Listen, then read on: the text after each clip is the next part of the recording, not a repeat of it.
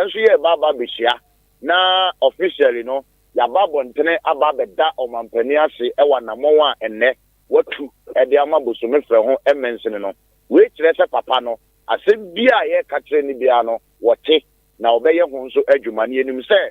sa indefinitely suspension na owura na ekɔ no enya de obesan aba na chibim eti de ka kyerɛ bosome frɛ ho fo nyina ne sɛ obia ma na ninye ewa na monwa omampani atuo no ɛho na enim nie sɛ enya de omampani bɛsa ma owura no atena hɔ ama mensene no asan akɔ baabi a enam sanse mensene no minua asai sɛ de yɛ nyina da bia yɛ ka no bibia nkoso ɛwɔ mensene no me no kasai assembly ne free January ebesi na me no kasai yankɔ assembly meeting da wo every da bebesi da be na monko assembly meeting da every this year January March yakoto presiding member ba March ebesi ne yankɔ meeting biem enkoye meeting kura nwene district no hoda do samsa de ntra ade they say assembly da hoyi DC no government appointees aye no omo ye adwuma no wasesa omo nyina akofa na ase ba e de na be government appointee owie wa mananso ho wo de ne wo fa ase nso abe government appointee wo de ono ankasa ne kora ne yiri enua ba ekunu asa be government appointee esa de na konta abe government appointee na district no adanso nko ade ana libia boga honorable nkobio eti mo de ne mo hye ani mu ase se monije be CPS ta president and dismiss ya adanso preko on dismissing no cry we are looking to hear the word dismissal ano ne yepe ni nim se o mampani enye suspension na mo pe suspension ne de se what nchen aban be se tua ne ka yesa de o man ye tax ne yesa be gigisa de tua ne ka o man ne be boka eto mampani nyini firi okra man orabo ye da se tebeso electoral area ohun tebeso electoral area ohun yo abzanfo no abo amoako jampa na yekoye ene no ekukudi enkomo no ni nyina yadanso a yentetiye ene se president na do danko akufuado de krata ba bonten lecture se won tranchen suspension we ye indefinite ena wo mo suspend no wo tranchen ama mfifi mu ahodo e wo se koso no akoso na ne se ne husu a na so obesa ba no aba be ye na dwuma no aba be ye na dwuma straight away mamenko na memma mabegafo akwaba na nsana no his excellency Nana Danko Akufo-Addo president mana kwaba eba Kumase na president akwaba eba eye Kumase abonten eso ne nyina ene se president eba be hyase abo apro ewo eye Asante Mantema sei 4 days ebe start odon for ya adomo a echena ebe start odon for ya adomo a echena chano pa entity ene se president Nana Danko Akufo-Addo be kwa sorry ewo St. Prince Anglican ewo eye subia batom pesu aso beko na wakwakoda twedi amponyankrom panse ofiri ho a na okomenhia himfie ene yewura akwakosia na wakwakosia Santehima so na wasere nananom Asantema wura to so okosere ansana so beti asim abapro Asante a wabapra na enwumre agya menya opportunity me na makonto o mahene yadubu ache enante area sibia president Nana Danko Akufo-Addo ebeko emra oba Kumasi na yesi omosi court of appeal judges omo residency bi ewo eye reference RCC nche onya miene mu ni ade na efe ade na efe pa na ba ko amenti ase yese president ebeko Santase Pri Wednesday anopa akohwe Santase Pri kwan no kohwe mfidi akofi Job dia kogu kwan no so kohwe mfidie akofi Job edi akogu kwan no so a wo ye adwuma wo kwan no so na ebusa se kofi Job si ye ntua wo ka aden na wontena ho na kwan ne na ho na president mehunu se this is the situation of the road kofi Job na media mawo mentua wo ka nti wagya gu ho but what is the president eba na Wednesday wa ba be Santase Pri kwan no kohwe anadwi ayi mfidi akofi Job edi gu kwan no so na that is a president atua wo ka na wo adwuma na wonye what is so oba na eno asesa wonfidi audi akoku gwan so na oye wi eye o man no ye chechire no ye wo fa de a ye de ama no ese ye santase apiri kwan no wo jagu ha wo te se Wednesday anopa president be ba be hwe kwan nti no corona dwi mfidi a egu kwan no so ne adwuma a omo eye no ho enye fair abusafo ye ni nkomo na mamema eye Philibawa Akwaba wono ene ye acting president a woda eye National Association of Responsible Small Scale Miners Association ano mama na Akwaba na yeni enkomo kakra ewo efi hanansa na no mabedwafo ha yebeti asim nga ba bedi nkomo yate se nra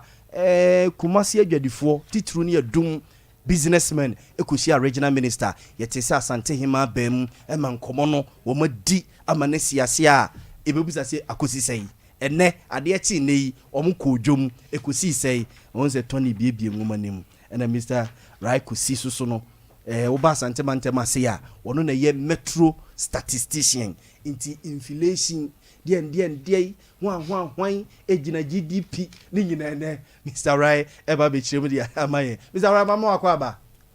nua ne fie boko adom ni ahwe isi aye na ache nyagro mayira sise mebe fie Tony Akwaba nua Guta president yes sir Ashanti region memo Akwaba nua yo ena Tony afọ akwaso so businessman wadum lock omo shops nyina se GRA titi wo mu omo koye meeting ekosi say Tony Akwaba dodo na nimnisi e friend Tony Sack ai yamana Akwaba nyare ye bedim komo ena Philibawa so ena ye acting president National Association of Responsible Small Scale Miners Association of Ghana Philip Akwaba nua libe boga megiri zempomboko nyame odum ne mpaibo ye de radiase so say wahwe ni TV so sa ne de obi P studio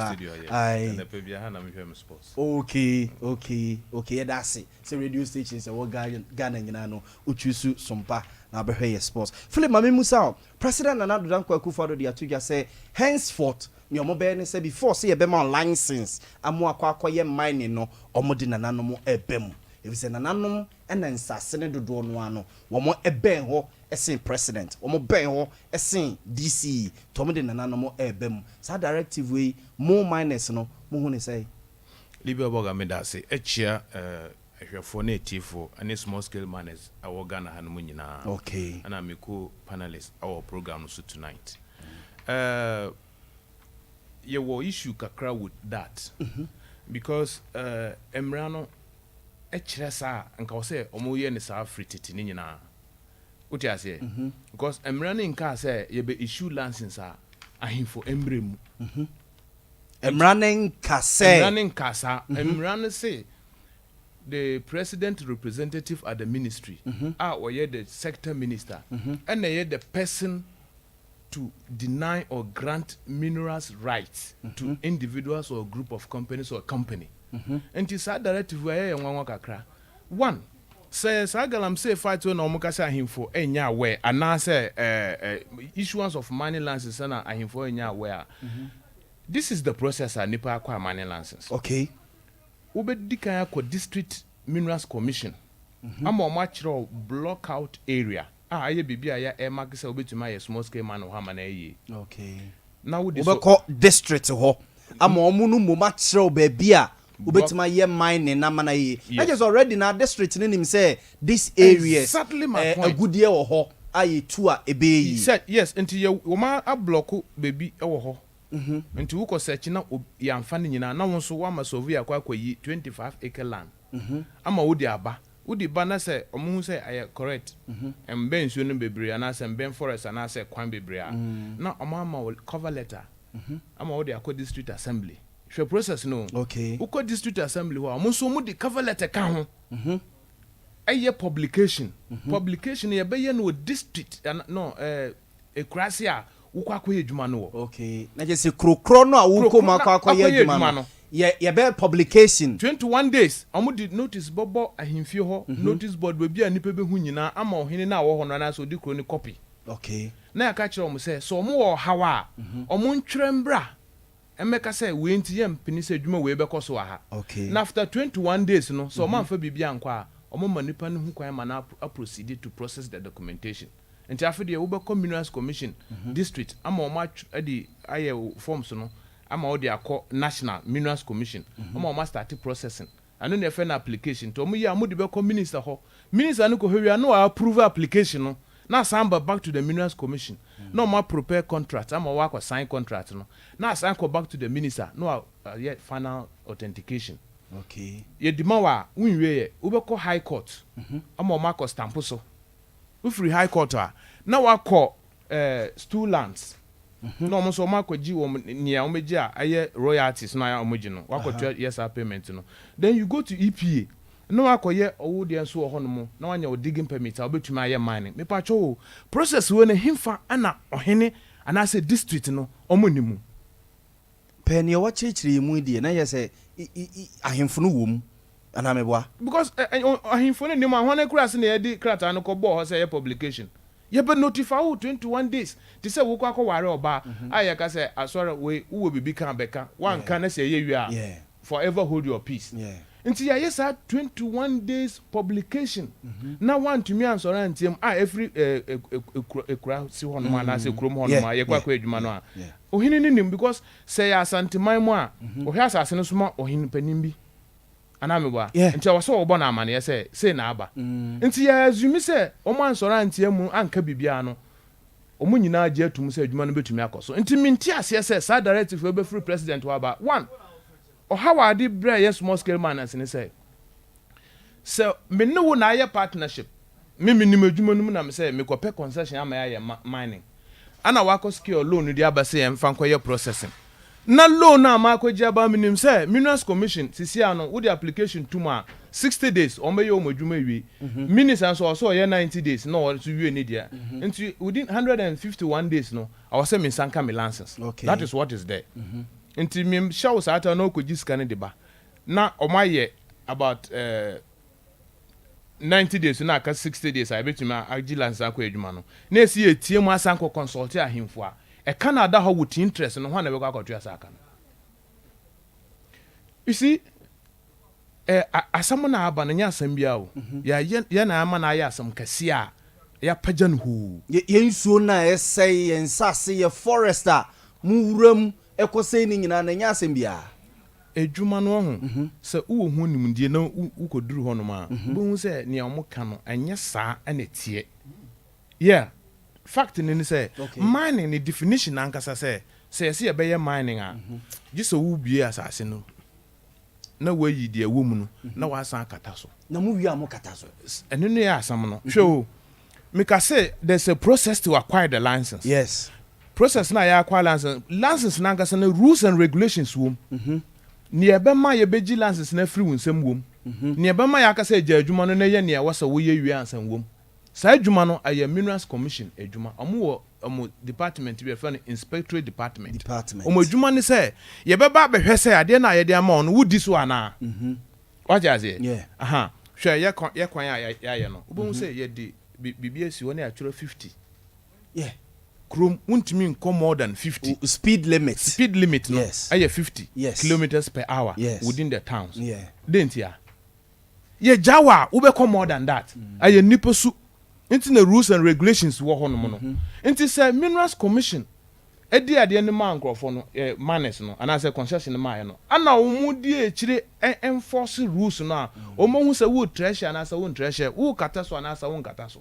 Ene adwuma no so no wo ya nsuo na yedi adwuma. In order say not to wash into the rivers no. Our say wonya ponds behind nsuo be say ba ku mienu miensa ben wa wo betumi atwi ndi aye wash no. When we adwuma no asase ne so na so bi be ka say wa hu say mena de da ho nto wo kata mena. It's not true. Our say we adwuma no wie na wo kata asase no na wa decommission the site. Decommission say wa wie a wonya bi no wa kata so ama o ma behwe say wa kata so yie a na wa firi ho no makwa bebe foforo. Per explanation ya wo de ma ye de na che say minerals commission for na nyoma adwuma ya na meboa. Ebia aye akade a wasa omudi ewu adwuma no ana omo sankan ye. Until recently, for instance, hwe bebie ni minerals commission, omo district office no, omo na omo hwe from bebie ni the whole of Sefi, Brown Half region, then and part of Ashanti region. One officer and an assistant pick abako. Bebie ni district office no. Yes. On the where sa areas here wa bobodin. Ni nyina. E your no officer no na assistant person na wo ho. and one pickup yes and yes so omunye sa supervision no sa okay so what you say so me take the position say your failure a collective failure on the part of the system any operators ye be ya observe for some join here wo TV ne so activities ni bia ye small scale miners ni bi ye we eye videos and you must see ye mining no bi sinsuo so e bi funtuma asase ne fra na ye ba ye nto aso enti no ye ni ye a na ye nye sankofa ni ye anye no ye starting nye ni sisi a asase ensei sa nsuo na ye ko hu asam no nsu tobre ye nhwese nsuo ni beti nsuo ankasa to a ehuru ne me bebre e di fa nsuo na anamo no mu nti enye den ekogu nsuo no mu nti nsuo ni nti se na wasa eti no okay ukwa akra ye nya mine wo ho but nsuo no to from the mountains no akwapem mount areas no eba odon oyi no mu nyana nsuo no ye finfin bebre egu mu no enya mine na eye okay but say be hwe say be enforce yen rules no a but say we dey ni nsuo we aye we dey TV su ni nsuo we aye dey say mine na mine sa no me ntimi nka say mine na aye ne sa ba hu say nsuo ni aye fin uti ebetuma aye mine ebetuma say nsuo na ato ama ahuru akogum ama na aye sa okay so una uka say mine ana me kan say dredges egugu nsuo ye nkrofo na mo epatro nsuo no so no ye small scale miners ye nkrofo no mo soso mo mo krofo amode o mo ye task force 2017-18 ye task force na ekochichi sa totofo no a omaye platforms esi nsuo no so no san nkrofo no me ba be ka mo hasam sisi there's a simple solution but na me ka say asam no ye simple na ye mana ye kase sa platform no mo di nnua ana aye te say ha say no ana mo di enkra ahihya ankre ahihya ase se na be ya enkofo ebe floati wonsuo no so floati wonsuo no so ana omudi chamfan engines 2 asisu na omaye platform aye sluice box oho na omudi blanket ehema omohuru note ne fa so enti omaye pipes mienu hoses no 2 twin ones ekofo ma omudi wo form ho wonsuo no ma etwe gravels no ne note ne fam ana ba ko so atwensuo no ma ohura sango mo echi omo na omo gina nsuo no so num nsuo no ye mama ne lances mo obi nye ti se we no wo we no hwe hosus ne na da ho no school fees ne girlfriend betimi apose na heya amame a enka epe baby a host baby a hosts 2 no ko nsuo no mu no 2 se eyi wo no hwe wo we no wa na echi ombre na echi yes bra wa echi hosts no hwe nanim o de to aso na nim no hoses 2 wo ho omudi dade tintin wo ba no wo nsuo no ma ho na atwe nsuo no ne da note no ani afa sa hose no ade agu blanket hwe omochi ani ni 2 no say omo wo no na etwi ade fa abefa board we so note no nyina asangu omochi aye tailings no eno kra timi sin nsuo no kwan ya ama river no entimi mflo ufa ho no iwe na meka no hwe plan wo mienu no ba ku twinso wo chamfan 2 no ba ku twinso ba ku twu gravel ana ekofa ayini top no so no egu we no na notu ni nyina san kogu akire ho kogu akire ho no eno esinso nto omo gina nsuo no so enunu nsuo no we no aye illegal at 995 2019 Mining and Minerals Act no abandon sade we anye say ye use we yenkrom ha aye illegal ye hu say wo manufacture sade we na say wo fabricate a aye illegal o se echiw na the punishment areas ye manufacture sa machines we no obi anim say ye no district enkura baby a light one etimi ye sade we ye di sika ofa wo de me ba baby bebre Mr. Rice say amyam kwantom ye bi o ana me ba o ana me ba say ene na me pese me ka no krom hanom no ho sa nemu we ne boys na amuti no like many other Ghana say tin aya amuka no anye omo amugina ho no na adwuma no ye omo dia nipa bebre a policefo tie ne ye policefo community leaders say hwamu ti say assemblyman ni odikro na ahemfo no bi a wo nkura so no ma mo sika no omo na omo to sa ne mo no mo operate ma omo okay enti we ukona sa wuko say sa engineer sisu na ya about 2800 adian sa no asan koto fra ba be sisu engineer sisu no the boy say 28 million yes ubetimi dia ye engine we nya adibone ye di ye electric welding machine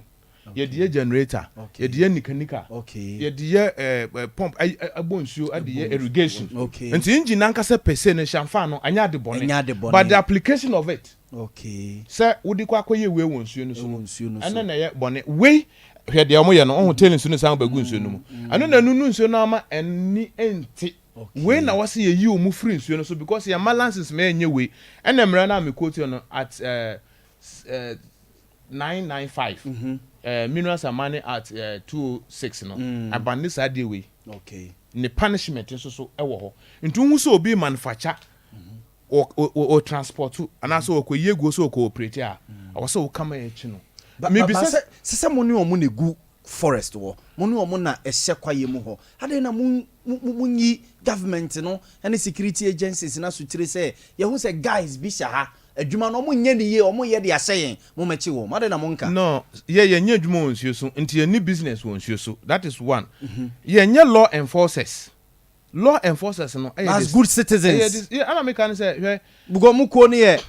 National Association of Responsible Small Scale Miners. That's what I'm saying. Show this will be so air broadcast with a frequency I will come I say baby a will business to go and report that person and I say NC and also more monitor frequencies no waka so who nti yenye de no asase no so no amo amaye no ana me ka say ono nso so anya asojefo asem minerals commission say NCA ba hanasa wo play stubbornness a obefre enforcement wo discreet for beba but ono na wo so lead the charge yes ukofa soje ni a wo barras ni de na say ntokwa na wo si won enkokun galam say a wo kona say man no say nsuo no ni ugo 100 meters and 300 feet away from nsuo no a then you are good to go but obi a wonnim side na what say wo hu say when FN excavator wo bensu wo baby ansu no kwa destruction and I can say on the regulatory bodies no and take lead here enforcement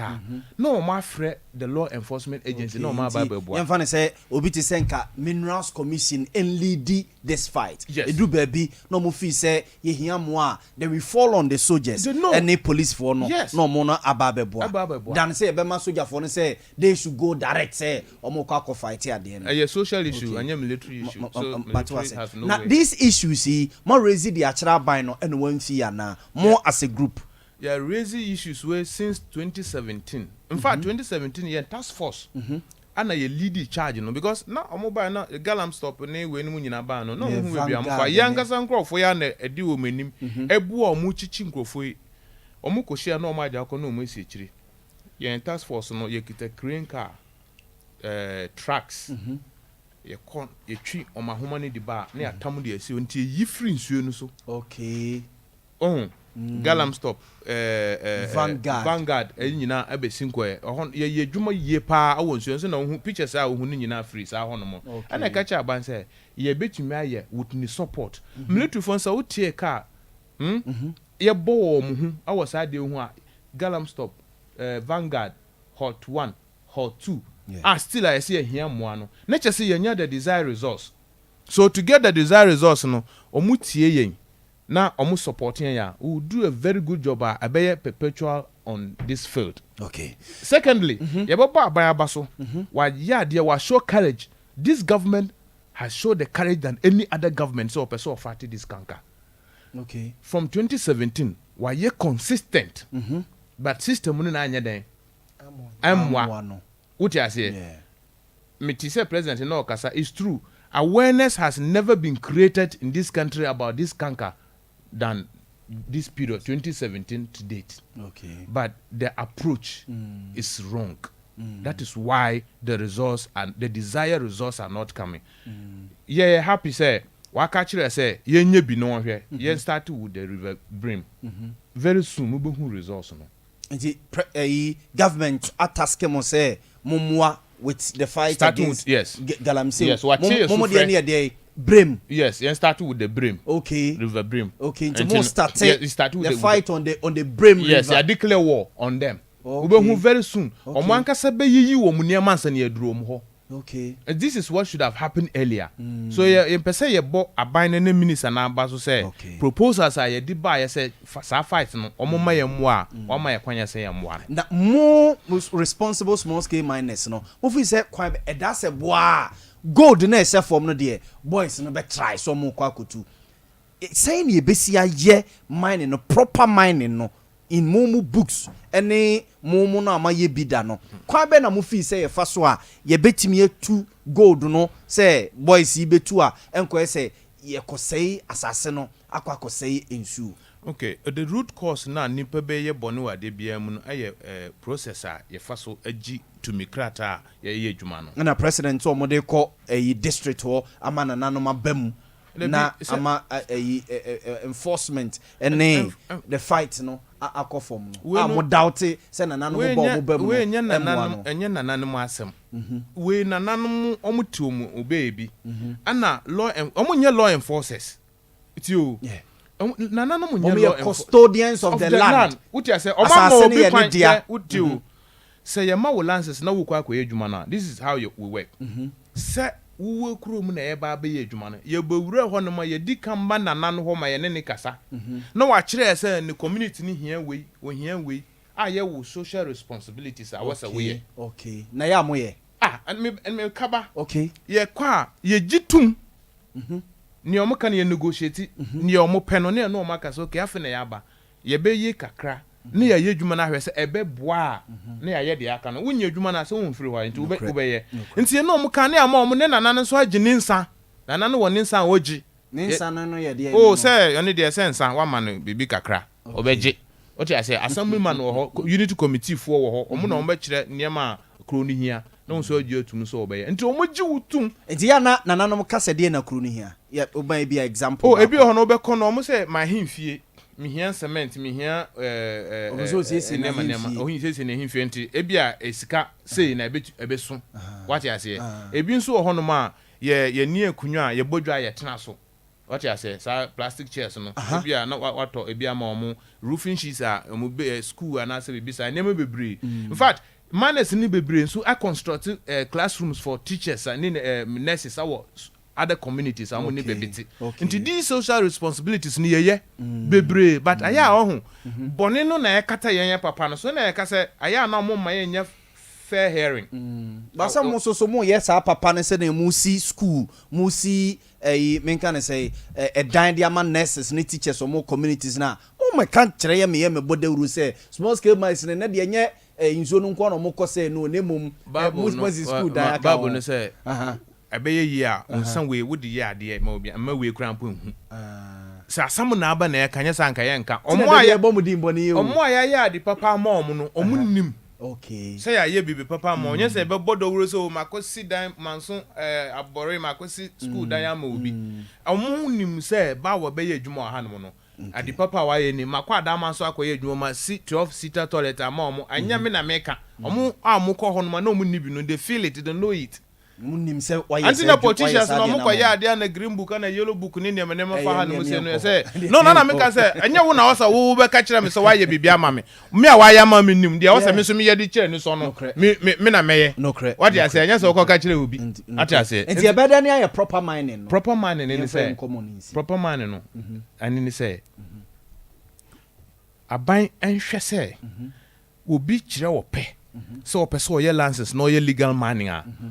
omunye process nentem because problem a wo ne say why say wo koye proper mining wo di document ni cha na gam say for na kosi wachi adi asasa no obenya krata no na asasa no ye di ko obi anu ho bo asasa no ho ban ma okay nso ebi adwo aboso na wakope asasa no won kra na wo follow document na obi di efidi akosi wachi edi a obi anu akoka cha say obi apply atu ska say obe yedwuma ha into keep off it doesn't happen aban hwe say nkrata sam na be ye kura mpa nka won district level no omuntumi nya nkrata no bi ema minus no say 10 acres kwampo na say ye 10 acres ne ye nhwe wodwuma so ni a ye bedma obi atwa so a ye nya ne sa ma nya no kuntanse wo se wo ba na obeji lances no for process ni nyina obewie na ye di asase no ko na agya na go 2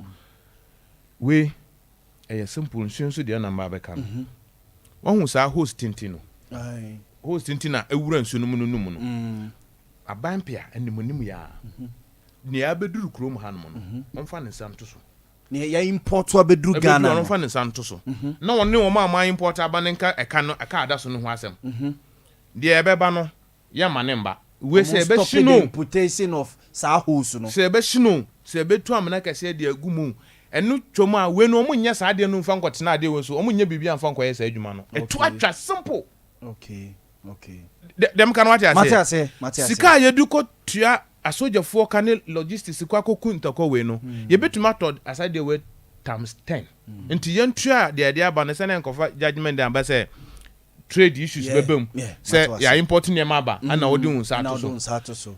ya be yi a yentua kanimonimu ya ne yemfa ne nyina de adi be ye bia nya obi asem e betuma koto amana kase ade agum ye ni use bia e betima ya ne sa ba me so say benye use sansuo no so nkrofo no atu atwa omuntumi mfa bibi foforo nkono nu nsuo no mu ntwemma anu asili anu prekope immediate effect ya no mu free sankrofo omunye ganafo dodo noa mu ye Togolese ne other nationals amu ye sa adwuma no na omo ba na ganafo nso agi omo tum as usual ne de omo akose ho te say me nua no gutafu China fo no ba na omo ankasa nkrofo no bia akodi enim no kofio kakra obedi nti na akodi enim na oba beji shop no content send ne kapre enim no high nua no ma omo ti krom ha amobre no sa na wo system no ni nyina aye lack of capital ba se mu ba be ka economy no asante duru aye be ko era say no mi wi o the next way ye there anti asam we da ho sa no asase no me ka se enim dia enim asase we hu no aye just 20%. Geology kire say asase ada ho no mo no dia nipa wonim dia ohu no aye just 20%. Okay. Nti yentimi nsay asase.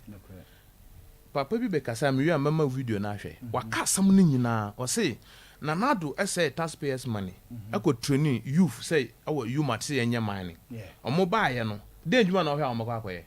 Eye mining. Awase obi e kire omo kwan ya omo ye mining no a emfa o ha onye den. Emma. What you say? Ana forest ma so omkofo akodi no. Forest no people so ye nya alluvial man wo. Aye wura na adamu no enti sa green Ghana na wodi aba no excavators a omahihye no ma omu nhye nka omu besizi excavators no na ade akofele sa asase ma yadua nnua no ye besa anya ye nnua biom asase no besa return yes vegetation besa yes natural state ani amene bia da ho bia no ye shi machine no anu so san cause another pollution nti that is not a solution. Solution any say nipa no commit crime ma at 995 emrano no say confiscate the property Fasi police station na court jimawa na wa publish on National Gazette mu say maji excavators 20 mama local government 10 mama Ministry of Defense 10 na hwehwa ya hu bebi awo edwuma bi awo ha ya hia sade say ya gata sia ya pa bia ya nim say o excavator ha ya kwafa de kwa edwuma na mmom no Ghana minus no ya hia support I am den so say your recommendations de koye ama recommendation ye hu say omo say through Cal Bank on by Rangiska ama I support small scale mining sector no me strengthening for sisi akrum hanom no anya association ba ku na yewo mo enye mu group na nya association ba ku entini so mu pese omu share ye na deal a ye nyina ye registered associations are your freedom of association or krom ha omuni ye nyina ndile because me ye the proposal kwa hu se ne omudi abane proposal no 4 omo accept ama aye adwuma sisi ntino omo invite ye nyina ne enko tenase ne hu the way forward our this industry no a industry a contribute 40% to the economy of this country. There is no way say obi be sori aka say yam ban this system we timber for ye omo adwuma or how ba ho a omo nshi omo tracks ana sansusu na omo amutu anwia na ade no asamba ho omo nshi omo niama eye kasa nti aba ma ye nsi nkunwa ne ye hwe say economy no ye be grow no through small scale mining sector. Ghana beyond aid no president kan no ye betimi and lead the way through the small scale mining sector. Small scale mining sector lead the way by the license no makofa China for na bana. No, and so I was so who say the issue is about capital. obi enu ho no ma wo pese o show obi ase saa but fami kono ni ho a ana be ma obi aka so okay yenye partnership ana se me ko kire wa ase wo ha me kakra wo mu na me saka enti yenhwe se China fo no so no ye be yi o mafiri mo pese o ye investor one bra association ho na ye no mo ntrans na yenko terms wo investment yenko percentage sei na ya ye production na ya proportions shareholdership awom but say wo be ko site no ye mra no empene saa na ye ma o mo ntine fie o ma so odin o mo wo site a wo kira so man konsuo no o mo no mo so o mo bansuo no bebre the China phone is another problem mo pollute nsuo Mr. Rawo say o mo sin suo ni ahim phone sin suo ni mu mo sa galam say for o mo sin suo Mr. Obe microphone ma me o mo sin suo because open na me ne bright ka say between 20th June to 23rd na me ma so data no and yeah by a far watreso amra be see oda na excavator gina nsuo no mu na etu o mu si nsuo no excavator gina nsuo no me pacho excavator gina excavator ntimi gina nsuo so wo hwe excavator no wait na sense tie no a bebi ho won ntimi nante nko obemmem excavator konsuo mu a obemmem nti excavator enye man nsuo mu na second hwe mining then na wo hwe aye gold se wu koye mani wonsuo mu a wu twa nsuo ni ba beta ho asene na wa yi load no nti ye twa pit na wo se ye yi gravels no free pit no ko su bedrock nti wu ye mani wonsuo ni mu a enye feasible se excavator ni be si nsuo mu ye mani wonsuo mu ebia bibi na esi wo ho a wo kwa akosiesie ho ama nsuo na de mu ama adwuma na tumi akoso but excavator ntimi nyedwuma o man excavator kasi uhunu sa no aye 330 tons no weight no na akwa gina nsuom ebemem because the American the distance no 10 meters so this 10 meters away from nsuo no na wagina nsuom na otwe afa nsuo no a wonyina nsuo no libya me fi say dem sarai kan excavator no go si nsuo no ba wagina bank ho no o standing eyi na what na tie no mo de aba bonten no mo be hohoro no they be ti alivia man say na tie na wo nsuo na say na mo pe na gold no wo mu enti say omo nsuo ne tene nsuo ne tene na ono aha and bucket ne bo ayi no moti yes no gold no kra wo nya nsuo no ho ehuru ade nsa on say ayi gold heavy metal than enwane ne abobo no enti wo defense no gold nyina be sa akoka nsuo no enti na ya sensuo ekrampo beji o Peter wo block ha na wayi ayi no dry ansa one man nsuo na ya den afa ho nti yentimi yen scoop ayi no fa nsuo no sa o da ni ndie ni wo nti na wo ne say e ba sa wo nya gold yes enche say the opening no so kan no say nti obi a wo kwakọ ka say okoye sa de no say obeye sa lose yi ne and then one koye aye ni obi ans na wo na de tie ne say wonu be hu no de be onu no ba omo so ye the bad nuts na omo ewo mumu no say onisa ni ndie ne say o de excavator no ko gina river bank no na o de ano no ko nu ade ni mu a onisa ni ndie ne say any gold no nyina akra no aka obi but omo yes say me pacho openi no me ngina no nsi body am pesa me che ne say ebia ne ewo hu ye no enye exactly man na oye on say bebi o hono ma ukosi engine awo nsuo na no abo nsuo no de aba bebi a wo pe no a ukọ ne sensuo no mu ye tia awo say utimu utimu se ne be ya sa hose na ameka no ye wade be refer no intake wudi tuma na tumi akwase atwu nsuo ne be nsuo no sa still obenya nsuo ama pump no e de aba bi bebem obetumi ehu ni sa ba say obegina suro abo ande nipa ne ko block nsuo no kwan no oye ma ne wi a wasan bi etum ba say wogina nsuo no mu dia no ntumi block nsuo no because es oda no wo tra da wo say alko amode enua ene metal na ya bridge bi da so enua ka wuti aso kra wo na wo say man so hifa maso between maso wa treso ene oda so wo free wo cross aba Amansie Central wo free Amansie South cross aba Amansie West no that ye water so my adwuma 2009 na mo water so na be site wo water so yemfa ye first part na nsi na bawa ye da se nim se nkomo wi ye beto aso na ye di ye da se pa oh boy mama ye betu mi biara Yemfambua yemandana ansana yako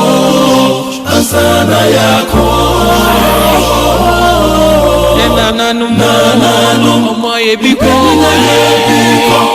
enwanwe edrumi nusu yansu seyebeyebi yatuasu I was on 14 Nidinde Philip Bawa, one president, acting president, the National Association of Responsible Small Scale Miners Association of Ghana, no, and the Nenokudin Comonina, a president and another Danko Kufado, Wakono, Wesai, our Galamse Huono, and what you say, the proposals because to a bayanim, a baya taski womo, say a river brevno, or the assessor or more group winsa, say Omuhe. Na omon protecting so no mayen into asi yemo some few days ye be hu se brem no a start a esa e fa ne ntoma papa e fra biu ye be di akiri na ye di nkomo obsia for yemfa second segment no entoa eso na second segment na ye de to aso no ye nti we answer ko hwe eto nso a yede VAT no ema edwedie enkoyi because first no nanka ye flat rate kra 3% na say wo me dey call standard rate eno no ye 19.25% ye ni sanso a na akọ edwanu mu no ye wonkrofo atua sa standard rate no na ye wo bi a etua flat rate ene ye wo bi mu nso a wo mu tua kra enti se wo ya tax to on hye sa na se wo mu a wo no mum no edim raso a wo mutua no na se wo hye wo musupo na se wo ha wo mo na wo wie nso a wasa akofa wo officers se ye de wo mo betena wo kon so na se wo pu wo mpu sa mre ye opia pe na so wie yesika ehye na wo de wonsa suma no a wo hwe kwan a wo besi aton wade no na obi nso akofa tax officer bi abigino na kwa bia so a ye be fa so de anyunu ho apiske bi afu wa na ye di atete wa brabo no eno de na ntwayi enti nuanom etu sa na mo ya na sa na mo pa eno mo tu te se eso mo bo mo adwuma ho ban eno na o mo ya ye bo mo ti dom pa se o mo ebeye sa diwe na etuo no se wo ma no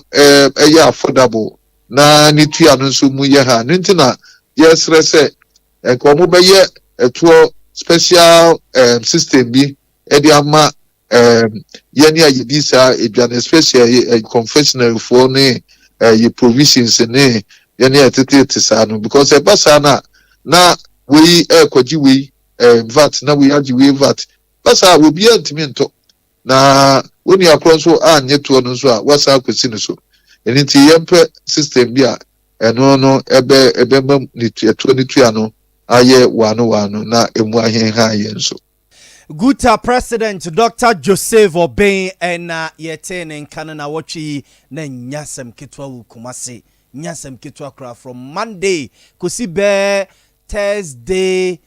Friday kura na ase mujo kakra Emra Ashanti Regional Minister ne Ghana Revenue Authority mpenim for Board of Directors nom ene penimpa na mu Commissioner General ba kumase eno mbehia ni hu sa se enra aso mo se da bie store no kakra di dwa ene wo mo atoa so yebisa se nkomo no ma di no a wo mo de bie store na o ma start e wo mu di dwa no o mu di nkomo no nyina si kira asem bia ma bio anase epobi kosi baby no maji o maba betena hey ma menga mo messages kakra na yeni nkomo Pedro wa Madina Cruz o say me minty live and esaso clear e wo Indianapolis o say Kumasi Tanoso e Kesben Junction honom a o say baby a Morgan eton ne pork no o say hwa na shoe no o mo abiem ku ha yedamase o usu mensa o say monkoso ana monsom ye Sompa yedamase pa oyibo boate ne behi o say Lands and Natural Resources Minister ne say en ye omo manya concessions nyina no omo ebe publish sense wode akonta mining nko ade ne beba bonten no Kwame Adomako o se show ni ye live ewo Ashtown abonten so se Yaw Boamah good evening no ye enjoy show ne pa ewo Ashtown eho na ohene na Yaw Boamah o se yaw me wotema oil refinery eho na me ye adwuma no se me tie mu na me sa so hwe mo live no se my greetings to Mr. Tony any Mr. Fuakwa any workers omo Tony Sack Electronics nyina so mo ye fantastic job you ako hama ye yo ako enjoy omo services omo edase mame enza mo makwa babiu na yentinti mo na ye mo bobo so a Tony akwaba ena another Tony so akwaba biem ena Mr. Rice so ye mo akwaba Mr. Rice September ye twam ye inflation gira 37.2% adentia ade na mana basa ene ye say dollar isu so enra e bi say dollar nam 12 cedis but anopay ene 12.3 but anopay so mo de abasa about 10.95 Tony chim why Economy na banachi na kopre kesi asat enra na 12.3 but then me produce check 10.95 10.95 yeah possible okay kwa na back the chika crab asa akonanim asa banachi kakre bisa na de koslo anu nti bo se sa kwa bo se sa be kwa atra 12.3 no sa na ya dia na man yes na memra Mr. Kusiwo eno de in fact enema bebre na akabom amasa enema no ekoso mfi se Ghana ha no se nane be for this me ba na me ka se ye politicians no ma ye enhwe han ama enema bebre asei nti se ya anke kan ye ho na ye nyi ye selfish interest na free o memu ha na ya nwene Ghana fo nyina ho na ye dwene ye nko individual ho a o man be koso ase number 1 eye enyuma a ebi ni Ghana ha eno ni ade kese a me fi se bibiri be keka ho a me papa ne me president be ka ho ba ne kese pe e wo mu ye enyuma a kasa ye production a ebi ni kroma okay ene massa ade no ye kese pa because obeje di say after COVID Europe and America especially enyuma ba ho ba simply because especially only in America America din koma it means say omo sika China na Asia no omo withdraw aba US omo be invest wo aboa amanyuma because beginning no say America for because of cheap labor nti omo nyina kogu Asia ho na omo yo mo production se very good and I are na kire omo nyansa nti omo say de omo sika na e ba back nti amanyuma ye de e ba ho so ne sent uko wa atisi a obenya adwuma ya enche but ama yenso ye koso ye de e sofa why because abrofo no ye mistake ya omo say no na nye say omo de omo sika nyina akọ China na so omo nyuma nyina akọ China ko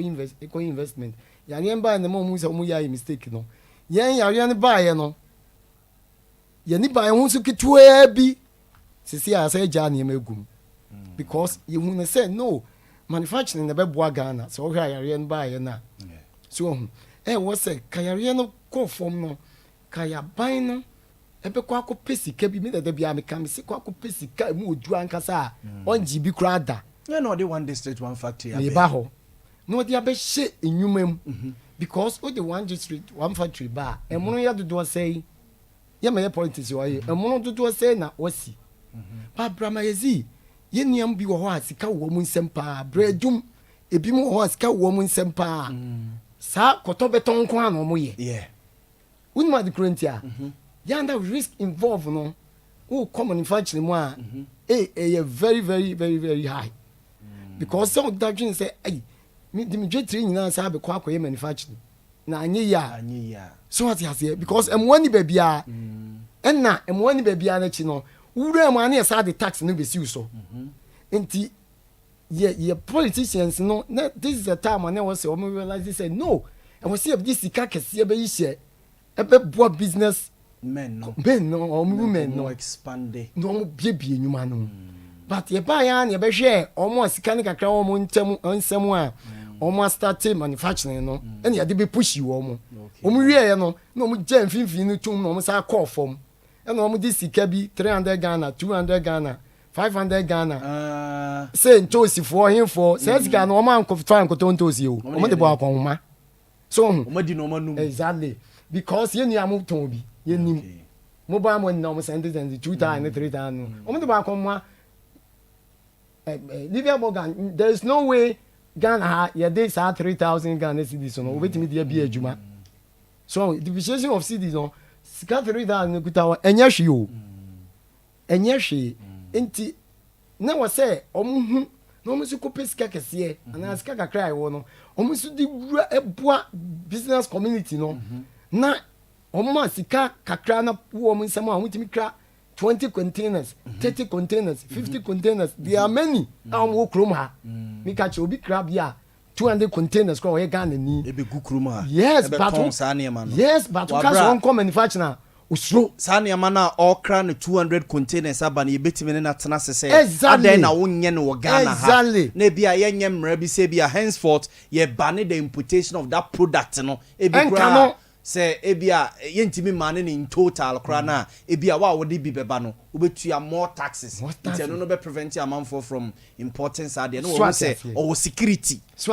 ne sika no de kwa akohyem na nhye swat ase enya ne ono nko asika aban so nkasa aban akra mfidi ama no okay ono sa businessman wo kwa obi wo warehouse akese be 10 okrom ha swat ase wo aban no de nse bia mfidie na wo kra bre no na ono no warehouse no ko install mfidie no ho okay no amano tax free bia 5 years ebe ye den na se nipa wei wo ka so won kokra ne ma ko akokra no I employ sa Ghana for na ye produce wo free education dawro ma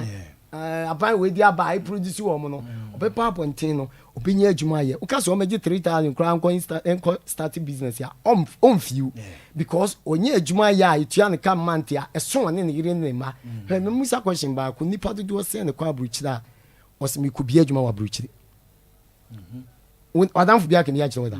because okwa adwuma na wo ye ne yetua ne ka eso no enso na obe make sure say obe ye bi foforo aka ho say be yes ka be so ne butu enti manufacturing no doors wo kuro ma fancy kumase ha na na do aso business men and women for asene ama manufacturing na doors one me employ ni pa obe ba nan salary bi abi 8,000 one person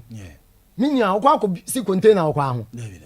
okwa akogina kwan wa kotonsu obesi container no wo product no wo finish product no be fa akwa and no crown because of risk in tintin am see abrochire on konsi wo koton bibi ko container risk involved in ti onye kra because obe ko juma beba he example bebre ma me papa ni me president wa president your banking institution na bank kapa be catch us or be resign be start business take long time. Why? Because the banker Becca chose may resign banking adwuma na me yes about business. So many banks you know omu show omu work is here enti da bia wo no mu di nkomo a mi jaya so no hwe salary na onya eso no okay a obe start na anye ya enti ni nyina based on manufacturing na ye major eyi kese e was aban we ni time no wapa yi na nado na America nya say MPP as a party na nado watama 2 years emu wapa onye bibi eme business community na omo kra ne ma na manufacturing no omo timi entire no waboa omo a omo ewo bi na wasa hyem kena e na form powerful no last central market say omo bona baso aka me de me na omo very good omo kra 20 containers 50 containers no yesro so we start ya de na usika beshi nto omo a Abuzanfo ni din de Tony Afuakwa oye businessman ewo Ghana hase was also a member a leading member of course of Guta Kuno ena yetene Ghana mamenko Tony Nemu Tony Opon president Guta Ashanti region adena dollar no ne ko 12 cedis enra na bigina 10.95 dia Tony dia na moye ya na mo Tony nyina ko gude mu ana Libya that's Tony ko Japan ko aso okay nia ama dollar awe problem sisia na ye high level of importation omano yan si omano fapim ni yenya ye fa ahodie no na esenka ye ni confidi dwuma no ho bebre okay nti na kwame nkroma ye no senka ye ntimi anya bi anka ho na esenka ye hyemu kena ba so many factors kwame nkroma start ye nyina libya ne mu dia ne na wo ho no ya guni nyina na at a point no because of the politics ye ho no most empanyfo ni na ma so ye jama as a bibia ye kraba o mem hanom common toothpick ampempro nya na wo hanom ye betumi atwetwe bidia ye bi kura ye kraba promo hanom enti se bibia ye kra na se de export to consume ma it means that be here dollar enti da bia no de here dollar no price na e cost na e ba from nya e demand and supply simple economics show say nipa do no mo pa de no eni de ade na wo hono no nipa ndo so na de no do no hono ma definitely e bon be cost enti se me pa na se misara e wo epewi na me so me pa na visa de ne ba ko pe misara so be 50 cities na me say me pa de no bi ni ba bia enti me ka say oh me ma 60 cities na me de 10 cities out so wo so pe fa so wo de be ma me enti the level of importation okromo anu no eni na amasam de wo sa ho yen na ye omu sisi ano importations no do so no do enti na nka ye say at least me de ba bia ha me kura ye food products ennuama ye die ti say mo banche mankani bode tomatoes jene na ye de koma Burkina fo tomato ni de koma Burkina fo jene ni akofa fri Burkina ba ko to mi ni de Côte d'Ivoire ba kontomire ade yes yeah misala nwa kura fri Côte d'Ivoire ba nwa kontomre jeni sebi na ntwe kwati sefri mali ni ayi enyina ba se sa ka fri Brazil nyina de ba ai nkosua poultry products ya chicken nkoko funu ni nyina senka yetimi yesa ne mani nyina ho mamu hanom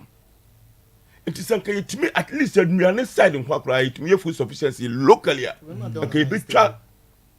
dollar na de bia ho short ni nyina to but over the years because of some politics of convenience na sisi aye wa hanom no aban bia ba 4 years or 4 years no he bi mi hu se oba we na me ye enti sade na mamenye kwan we mamenye usu school that way mamenye we na me fa nyimidin but the basic na me be sustain here no de eyi eni firi so ba mrofo no so omo hu se technology no hormone na de yedie ne beba enti omo invest more in those things by here de no so ye cosmetic ne man kwa enipa be hu ani so se baba na ye we kwa enti over the years na concentrate on sa ne man na ma ye ja we say production no ye ja to honom enti no na masisi a bibia ye kra enti the level of importation no na masisi akofa dollar na dia ban sisi a obia be kra bibia just dollar enti dollar insu the whole system no so ye exports against our imports we say exports ni lower than the imports nka yetimi produce ni ma no more ene ye de kwa ma no ne nya dollar no bebredi a kasamre nke o dollar gu ye kofasim enti dollar ye say ho ye de na ban yegum ebegum bebra pedoko fotama na dollar wa system bebre dollar gina fa ko sa na nko ne bebia enei dollar ena dania mdika yetu ena the next year ama sisia azumi hu se ama ye ho chide sisia pa na nia dodo na ye speculation eni pa bebre se o discano ekofa side we afi no okokra ne mano no de aba no sisi o to dollar to one ma within 1 month abefra to ko so ma nyamfa so enti nipa no bebre to dollar ne go no ma o munye dollar business dia ba to dollar on fa dollar ne nya hwe sisi asoso no o to go o to dollar no ena bebre so fi say scan kuta sidia within some limited time no e be lose no value o to dollar dia o ko ton am fa so be ba so na me example me ye makonta bi djuma bi ne dan bi amisi ama no or the euros bi ba ya na say nke 600 ton yema on ba ko ye djuma no akoji contract fufuro bi a wo ye nti wo say wo misra man be bo so mi ansa na wo me wi abeyedu Canada how within be 2 weeks ni yan so be 9,000 Ghana cedis be kan home because of exchange rate depreciation. Okay. Enti nipa no bebre na awe hu se hono no $1 ndi to hono ma ade chi no koton kura anfa so baba so ama no. Nti e be dey stop it. Speculation no enso kan ho bi. And the ease at which people buy dollar in the market no so you wrong. Abochifo no mujirejina. Abochifo no udro se ano mo kosa ko do alaba. O mujirejina kwa no se. E man ben de man nipa kwa mo yesade no hono. Manaf boga kuko Burkina Faso heya odi dollar tua hotel for ka mo so monyi onko biro no onko sisa no fa se for mana no metu omoka ko di dollar no ko busa so nya sa dollar no fa yin bagana ya tu bi bia egum sanko fo emu yesa adwuma mu ntua tase bia ma o man abochi nim almost source of income scan kora almost sano and you know this is kind of free ba and he said dollar no neighboring countries no born cost ra mutimi to study our system no nyina no mo de ko no mo de ko say Nigeria na born idea no mo to no mo de ko no mo ye free nti mo de chunk of it be ko no kakra na ka mo no that day no so bia me so me bi da ko to Mr. Ray here bi to ni bi nti na che say e say born sa cost ro nti a man abai no onye ne ne bi na yam Ghana yen nyina yen trust ne we say then e be am on manage me to because until say near betumi self sufficiency you betumi produce the man do no bi wa almo de dollar de e be ko sa ko say yesu beba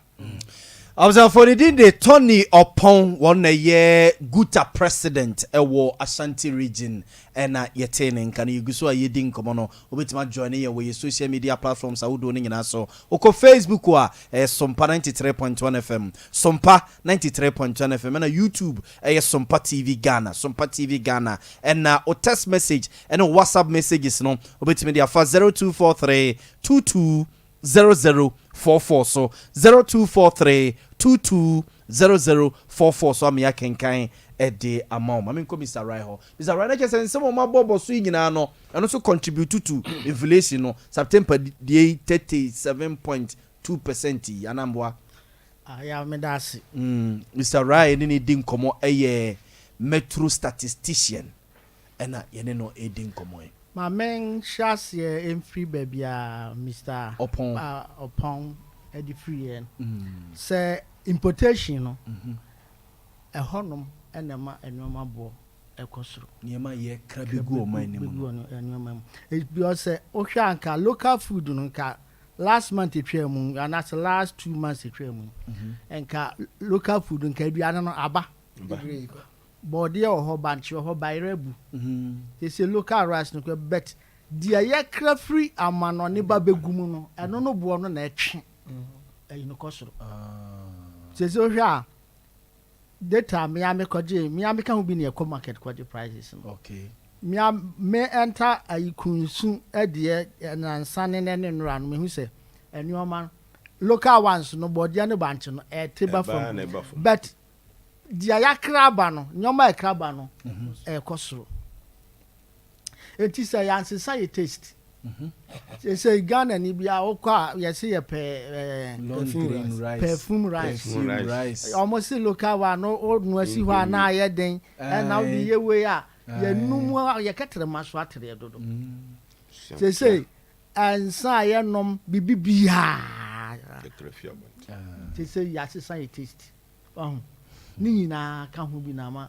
inflation no ayi no kosoro enti say ya ansesa yesuban kakra na ya maluka ya medi enkontomre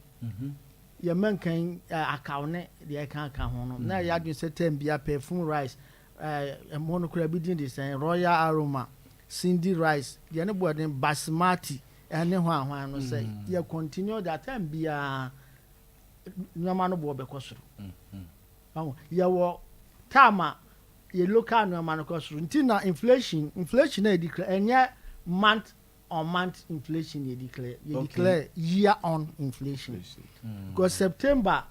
I try mu de buy ya 37.2 ye dey compare last year 2021 September because conditions are was September mu last year and the conditions were this year almost the same so what me for September and compare January because general last year September conditions are near womb no now they compare this year September conditions are near womb na similar yes similar in that a main cap price changing but me can say you fact as a season no a year bo ensu to from my farm and no I dey kro almost say difference go ma e kakra bi because o ka say o di January be compare September January na Percy that time you 2 by re na that body enso abra be sisi ni kwam on we think for no be compare May June because May June na aduane ni so ato afi na na aduane no ba enu nti na time bia you compare the previous years no month they compare September compare last year this once you say inflation here 37.2% you had to compare last year 2021 September and August August change in here 2.2% month on month change no ɛyɛ 2.2%. ɛna year on nti bɔ nsɛ sɛ wokɔ website na kɔ read newsletter na ɔmo yɛ no YOY year on year. Okay. ɛna bɛhu MOM month on month. Because oba yɛmfa no yɛ elementary calculation kura sɛ wotɔ a bag of rice sɛ wotɔ no 100 lɛyɛ so sɛ yɛtɔ no 100 cedis July na sɛ wobɛtɔ no August 110 yɛmfa sɛ wo calculate na yi a on nominal yi a ɛbɛka sɛ increase by 10%. bɛsan ba September na ɛba 1,002 a 120 rather about 120 but calculating on 110 no calculating on 100 into esobeti what would they make no aha it increase no so ya no month on ma and so but year on it never you say conditions no almost the same nti na je say ye nuane no a ye di ne Ghana ha ya ankase nim say ye board ye banche ye bayere ye buru no prices no de eye enka yara enya aduane nko a wo say oba yen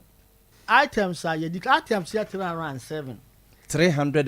items ena ye quality data on okay ye wo enyoma ye quality data na mo de petrol yi nyina ka ho petrol ka ho okay petrol ka ho enti wo hwe a ye wo no food and non-food and non-food yes ena food no kra no ye san chem alcoholic and non-alcoholic enti ye wo enti na ka se ye wo 13 divisions okay 307 items ye wo 13 divisions okay so enti enya ni nyina na ye aduane items ye quality nya enti ye wo kwanya ye fa so enya sa items ye benya sa 307 items no enti ye fa bi consumer basket ye imaginary basket ye no ye fa sa enyoma 700 no egum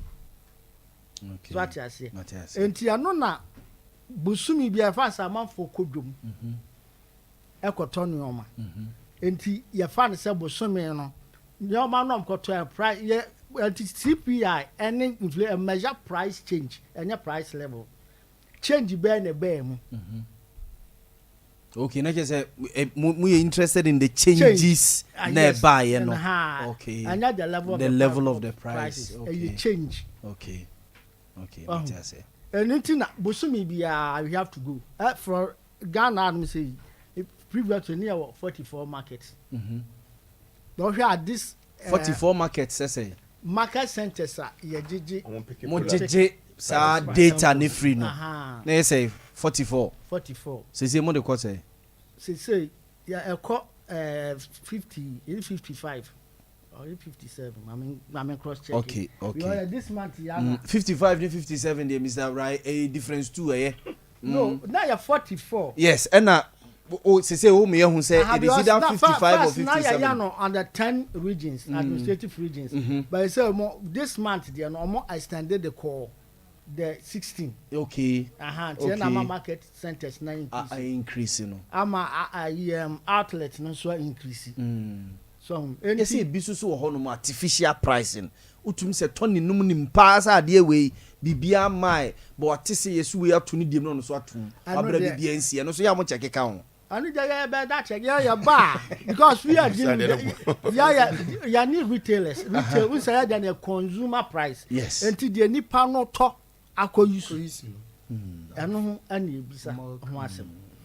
enti say ye super market a obekọ no watro price na bo na ye measure any quantity no so ye fa item no item no quantity na price ni na ye fa okay enti say ye kọ dwoma prakontwe momone enwa koto ye kwa ye kuta scale amudi ko we ye ko we se bia prekontwere no ye tie fa de to no ye de to scale no so ne ya fa weight no na ya fa price no okay so na me ka sa 307 items e wo basket no mo ya mo yetim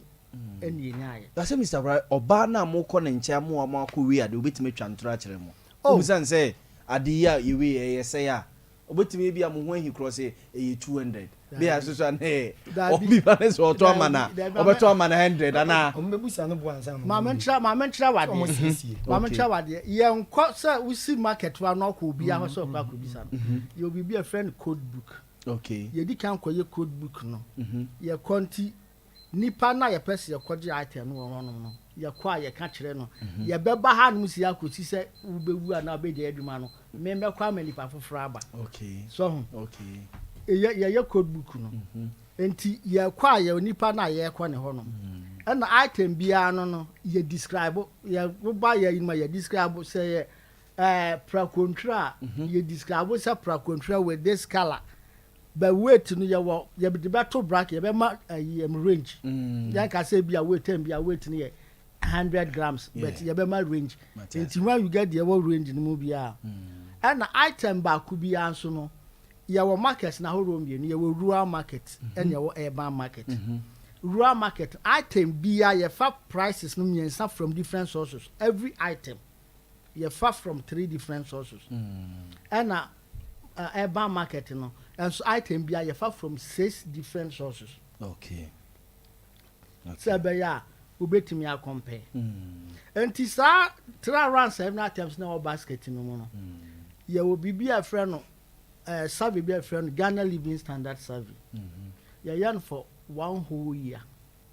enti yɛde respondent anaasɛ enumerators baako tena yie bi mu yɛwɔ biribi a frɛ no enumeration area wɔ akura bi ase nipa a bɛselect ama no obedi 35 days da bia obekọ no makọ hwese nyoma be na omato nti o expenditure bia de bi omto bia obetro okay nti at the end of the survey no analyze the we are enu na be ma ye hu se item a amount for tokens nti basket na bibibia na wo okay de eso ohia ni bia botum ene wo matiase matiase enti ana ye mo ye tim se ye wo bibibia a international accepted the year ye de hwe ne yi items ye frɛ no classification of individual consumption by purpose you try to am kind of quick crop nti item bia won the quick crop code classification of individual consumption by purpose nti item bia e be fa bia to basket that me riding basket 7 around 3 basket bia wo weight okay nya weight say emuduo say weight in the sense say ye hwa nuoma na ye patronize pa anti enchene ebetime na weight asen car Toyota Corolla 1.6 na ye fa no because every household etonchene wait na say enchire beti baba say enchire wait be kosoro the demand nti no e be kosoro enti say ade na ya obi on mount ya so ya massage figure no enen ka me ba so yi say ya no mo kase mo massage figures no aban na be humu na mo hyeda na mo ye ne sa because e ba be gu aban na ni mo ase e be ma sa aban ne mo no ho modern ya de nti ya na mo ka bi ase no e say aban no ho na ya obehu ya ye kodi prices na so ko hu headquarters enu de Mr. Right mintimi kire enu de mintimi kire me last week nenra me kokunsu na nsuo ntonsuo hwe me ankasa ma metim se nyankopon ye wodo na okoji data we ya kunsu na ade no am ko Kumasi Central Market wan ko Tony Sack no ya wo Kumasi Ashanti region ya wo 6 markets mukom ya wo specific areas ya ko na so do ani hwe ba bia na wo Ashanti region ya wo 6 markets ya wo 1 urban market and ya wo 5 rural markets okay but Ashanti region urban market na ya the whole of Kumasi okay the account market are not necessarily say kejetia market but bia yetimi bisa price for items na wo your basket within Kumasi the Kumasi ni na one market and ya wo abofo ye wo kunsu ni wedubiase obogu insuta yeah secure central nti sa 5 rural market na kan Kumasi market no man yes wa Ashanti region nti Kumasi market no ene so pa nti Kumasi nso ye wo you can open market baby you call a ton bant in your call KGT market and acquire so market. Maybe a ton banche pa. So that be make so your baby a ton bant because you fat baby a ton baby you way baby you way items. Quadra so market. And now KGT market previous near central market about KGT market. Yeah, mama is in a doom. A doom yaba hono. I say items no you fa be free poku trading. Malcolm. Game. Shop right. Yeah, when individuals so within Mabel and Kids. Okay. Now co food there with vending food, sweet roses. No about our Saks Pharmacy. Yeah. And Kingdom Bookshop. Kingdom Bookshop, you call to books. Enti oko Kumasi City Mall outlets ya kono. Okay. And now you Santasi run about Palace Mall, yeah. Palace. Offer Patasia ABC supermarket. Oh, you know call. Ya ko. Ana yade ba ko ababa ntmananu ya Western Mall. Western Mall, yes. Ne ya ko Chronom New Life. Chronom New Life. Yeah. New Life. New Life, yeah. Oh, ti Kumasi market no so. Ya wie no. Afa na ababa bisa omo amoton ta mo. Ni na bisa roofing sheet, nails, obeba paint, painting brush. Bi chasa bibia Enti mo dwuma iso. Ata eso. Nti ni nyina na obeka bom. Nti at times enema no bi especially sa oba pharmaceuticals ebo no ntan change. Paracetamol. So paracetamol bo betime gina mfie miensa na ntu ni nan. Paracetamol ye 1 cedi etimi gina ho mfie miensa. Se dollar yi so mo se yesesa so ade na nde gina wa. Aredia. Omo profit margin. Yeah na iwonenim. So we bet me am 100% for paracetamol. So we be at 1 bigger. Okay. And to say some of us Momo our percentage near bia with the task come obinya be 10%. So penny ebe kan nuru no de omtimi ye no times 2 bo no. Yes. Oh yeah ita ya nim sa do akoto ya interest ni say ya be kwa dey be say okay. Tibet me agina wa che. Ebetimi gina paracetamol bo 1 cedi no na gina ho a. Ebetimi gina ho che. Enti na man baza. Etimi gina ho che. Enti ya wonu ma no bi ho no ma ebetimi aba say 3 months na price no change. Bibi na bibi ti say school fees. School fees. Oko tertiary change afi answer na change. Yes. Oba primary they say no, this is a private school. Yeah, public school guys say. Na private schools ya moko. Ya jini nyina. Ya moko de any day. Private school so oh. Ebiji dollars nyina o. Ya mko mo say ya je na ye consumer for time bia ye hwe moderate. Ya mko extreme. Nti ye ntimi mko ICS, ye ntimi mko to say new mission that be. Nti mo ya moko he. Ebia Maria Montessori. Ni ya ko Matters of Uganda. Ana ho de mo go. Ya ko hotels, okay. Ya ji hotels rent ya ji single room, ya ji chamber hall, ya ji flat. Bani na depend areas na ya be fa. Yeah. Enti nyoma bebre ene kom. That's it. Enti atam nyoma no bi ho no ma. For instance rent is saying enchange basa so be rent here say ebi obetia if you no afibia otumu o se ato cement mu ma mencha wade say ya to cement mu na say waji nipa no advance for 3 years 3 years ya ya tumu abekwa for tumu ma na and so ya say won change ni 3 years ne so a na mu ya na matu enti atam snu bi na betime adwon no ma fe school fees rent ni nyoma no ma bi ho no ma eno no enchange say bibia change ti transfer na change. Enti ya anya say ya massage figures no be ya na nyoma bi na ho a enti ase yo observe for Mr. Rai Mamundi ni na Kofi Rai Kusi or a metro statistician Kumase ene no edin komo no ya kusku pa na meba ni si ya egedifo tutu o mo stores yi mu ene mo inflation a year mo de beba in October ebetima reflect ya na mebe no so na me musa Tony Musia Ashanti regional minister Musia Reverend Amisha Dai ene GRE board of directors ni na ebe krom a mo mu hia ye ntete ye kra kire se sante hima kra no ebe bi ene mu bi hia asam no mo ka wi ana se kyena mo sa be ka kire se foforo ho a mo be kan de a kire ya na mo ka wi yo Olivia edasi aha ansa na be koso no na ye kan inflation na asem no ndenu bi a say okay Mr. Right kind imported inflation no and I'm say COVID ne buy no ama ne nyina boy it and this is all over the world there's an increase in prices in everything bibia we are seeing na me de madwuma me ye mfato ho spare parts Toyota Corolla and e come on Ghana han ma obi ya ni mu obi ya use bi na ye to Japan ho no engine no o de buy in dollar term na ye be 450 Ghana $450 $450 okay and Japan ho no na ye nyamfo enhye container mu no kra no $2,000 ho no eh na double $1,000 ho no and sana hye container mu every Japan ho no mo no ba na Japan ho no mo bo no bo na di ka pija wa aside order okay bibia almost everything bia na eto ho bia nsisi abo no wosoro and sana wura container mu okay 2 shipper edin man free amanone eba Ghana hanum no freight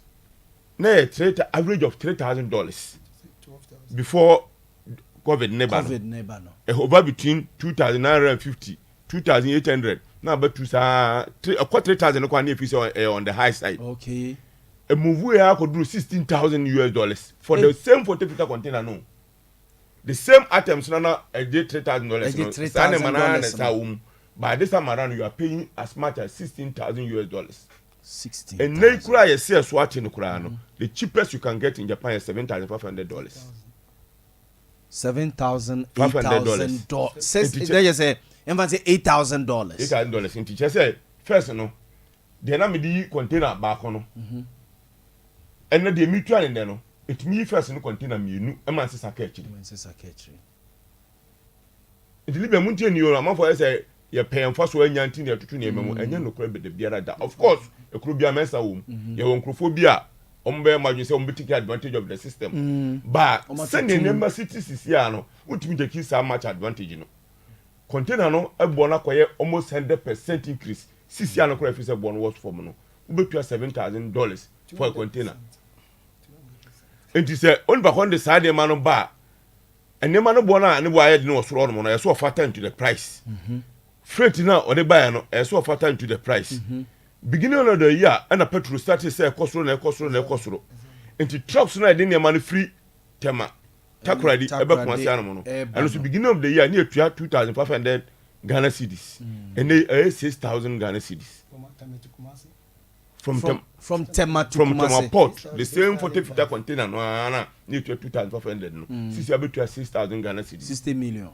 million and then they aba you hear a friend is saying loan okakwaje or bank interest rate beginning of the year near 20-22% per annum omo increase Bank of Ghana policy rate from 14 equal 17 equal 19 this year 24.5%. Every time be because should be and the end say banks no so reduce more interest rate no correct and this year no sana me give loan at a rate of 22% this year 35-36% interest uko banks in be kura there 40-45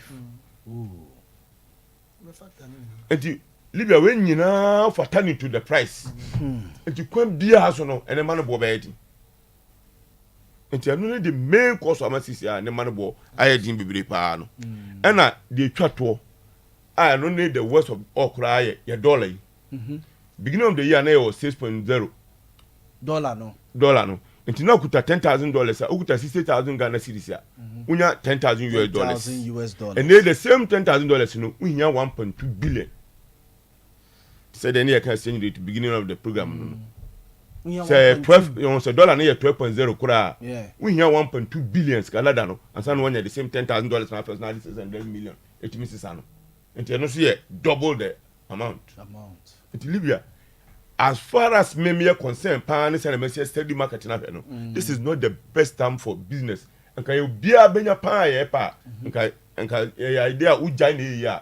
And ke beja be 2-3 years bi atena hye ahwe na nema settle ka san baba nti ya tesa man for speculative ma even kra na nra mete se Joseph Obin kra so de na no to mu bi se wan hwe ya yenko ra December mu se system ni yese ya na dollar no rise ya wan hwe ya there will be shortage of certain product bi because omu ntimi nko import emmabio do kwa wan hwe ya usika ebe shi bia boyeti bia is going against businesses nti nye mfaso bebre na yese amanfo ope na memra asemna obisa me no so mo ne regional minister Reverend Amisha se uhu ya commissioner general GRA board chairman mi hu no ana mi hu na asante hima na musini wodi nkomo na wi ye nkomo ne de nyansiye na mom ye du baby ampanyifo aboya no ho ba ye fi se yentimi ntwe mpanyifo anu ngofom tina mo bie mo shops pa cho sanity e de no ka kire mo ye start juada na ye tutu shops nim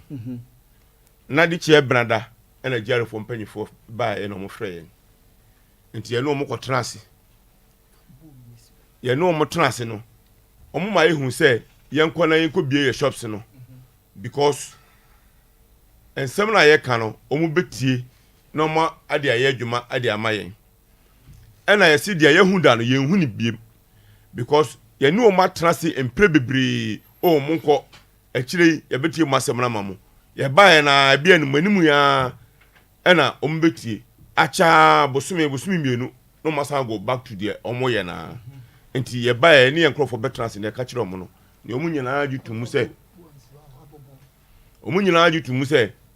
debia sa na mo de yen nti ye nti ase nti ye hwese hu se afede mpanyifo na ma ya no yi a eto ye nyina akoma so ansa ne ate ase nti edimu ebenada wukuada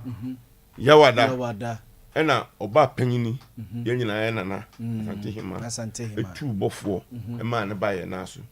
se ne ekoso no ono to fi se odina no tumu bi ne nana no ne ye onum sie onhwe ma ye sika ne nhye ne mom shops na tutum no so no eno so de ensem bebre eba enti se be ya ye mie shops no na nkita hodie papa bia o bia no omo so behwe se na ai efikasie mfo so edo ma no betum na mpanyifo tu ya ha no ho amane amama ye elia no so na regional minister dikane ya schedule meeting dada enti ya hwe meeting no so ye ne ko transfer no so komodie mu very friendly way omutie yensam hu se yensam na ye ka no se na wo sha se obo president Obin voice no yensam na ye ka na twaso mu no na che se omo so boy no ba se o mbe make sure na regional minister no de ntia make se nkomo ni nsiye ne se when it comes to taxes oni tumi obetumi aka se na tie de na tax no ma withdraw no correct nye nti na che se anamo na eso mutu fa ho nti ehwe mpanyimfo yi anamo mutu a na ye se ye de ani die mo nti in the interim ni de e bie shops ni nyina ye hwe se going forward no mpanyimfo de o se be yoyo na anamo bia eso mutu e ma ye nsem na de koto mo ni mu no o betumi etu anamo amaye no na ye nyina nya asomdwe ye de ayi adwuma taxes ni de enim se yo mo aba bia se de nti ye betua na emu makwan a mo fa so gi e ma ye nwuma no e be basa isika hye no ana ne ye ne nye ho mpanyimfo so mbetu ho anamo nti ye hwe se free samre koi ombetu sa anamo na mai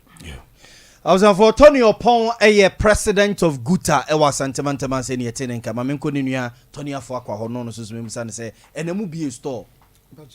ubi store na ejari fo no mba mo sa betena ho bet make o ma betena make no mo no ba so mo fo mo bi nti yes sisi a mo regular sisi o mo be ko hin o mo duty on na o mo ye no o mo mrem Jerry obie no awota Jerry uwie sa question we anu yi a mebusa mo se ebinom so fi se mo businessmen no mo anda declare mo mami answer we e be answer question now so bisa mate so almost a warm run mo a ka ho bi omo de monitor a random e no mo ye ni obi a shop no becha okay na mum no so hwe stand pa antina me president ka say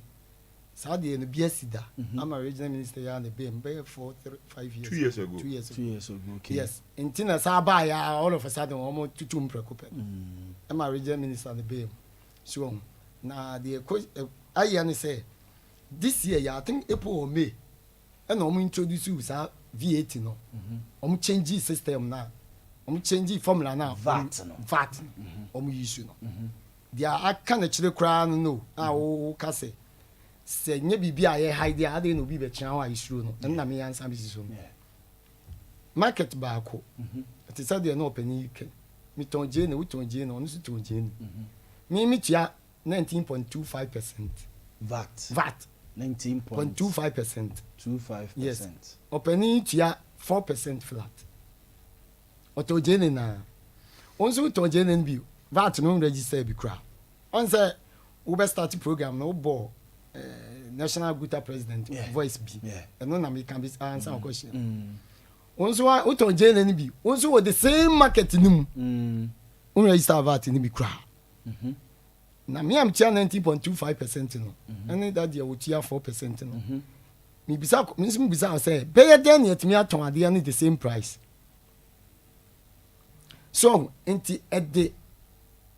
eyimu aba. De ono ankasa no o introduce sa strategy na ankasa no. Enti ase a wo de ba ye ne say se meti ase a bi am president nso ka ho. Wo say obi sika sem ko nanim. Otimi ton ne ma ne bebre. Enti ne ma sa 19.25% no. Obi sika sem enko nanim. Enti wo be man sa flat rate no. 4%. Omun cheche nu ba ko no. Na wonim se Ghana ha se sika ho dinti no. Obi eto ade a otimi china ma utimi so wa brankasa no wasaba back utimi se sika na enso nya se pa na opa ade a efo enti se wo wade no a woton no wanye careful now price ni differ just 1 cedi from neighbors ya obi ni wo be ba shop da ensi enu pa ni ade kese a so hwe antutumu no na me point ya ni ejina so kese pa no say no, there is no fairness in the system. Monitoring bia so nkoso a obekọ bantima abua kwa eda areas na yes nipa na dia woton no the same thing e ton adumo enso obekọ sa areas no and I say within adum kra no and I say within kegeti obi nima dia friend VAT pa oton product ni bi nti se obetra me shop don no one monitor me no the exact tax e wo say me tua abre me no so obegu adwuma no misimu busao so obegu no because you tua 4% no ko chan na monitor na the same amount na abenya no me ton ade a tise me VAT no ko nanim chese nipa no nti obegu nipa na o tua 19%. Eba nse no hu se wo sika ekọ animu nti e ma 19% we sika e wo for me e ma 4%. Oh see your income tax wo income tax na determine the name am to only the threshold and threshold say capital say 20 here aba na juma no mapeja kakra wasan agi ne humi na ya oye advert yi en se no company no so enti ndra no ko ko no eno so ka obi na ya monya advert no ebe ka ho bi enti obekọ no when we warehouse be mienu miensa oba me de ne bia advert no so bua o bo ma mu sales kosoro obeba no me de ne bia store ba ko na metimu na ne bia enema ne gumu na metia no na me 20 if say Tony on wo warehouse mienu esan wo outlet ene me am workshop ba ko pe na metia no ne de ene we ni sika no modu enti ye for no nkwa ni mu me am me shop no nkwa na ende de ye for me so me mra fom ba ade na bo na me meji no se me de 4% to so a me bo no be lower than the ono no de 18.95 so no so ne de ne bo na kosoro okay enti de bia na there's discrepancy in the market and ani mana say ye fa ye nuanu mom ton provisions na omo ne mana bebre ye perishable expiring date ho bebre say che no egu ono na ne ma no expiring date ni ben enti edu ba bi kura so obo otiso na oton ba jero for no ba na sa ne ma no su ni ho ma omo do mu hu se waton enti wasa waton no de ye calculate am am watwa sika okay nti hono ntiase ne nya adwuma no nti ye pese wo mu no ye monitor no mu nya the realities in the ground on the ground no mu de ye sound adwuma ne da say obi ti office no ahwe say Tony shop no so Tony advert wo Hello FM nti ye say ye gi no task no it shouldn't be that way Matiase now we nim say it said you're working not only provisions kwa business and kasa nti so we make say ma me say we so see form na hwɛ tamaga am say small scale man ni kasa so what ya we see afi na ban tie o masem so what ya yeah because first no mo can be na ban no wontie o mo na wo fall do ti aban ka say o involve o mo hwɛ ye free tiam ka say aban involve adwadifo e wo ni budget mu nya no wo be cancel e be ba ne nim so what ya say because ye na etu jomo no ye na enim de ekɔ cut across niam bi e chon bi ati say the ono okay my ezi bi o bit me adawa openi na lucky you sika you can reduce and sell and get your money now they are koshe ade fufurum but VAT ni e wo ho a the first one ton ade no there o say issue VAT sa na VAT mran chi o enti wo say ade na lucky sika wate so aboka no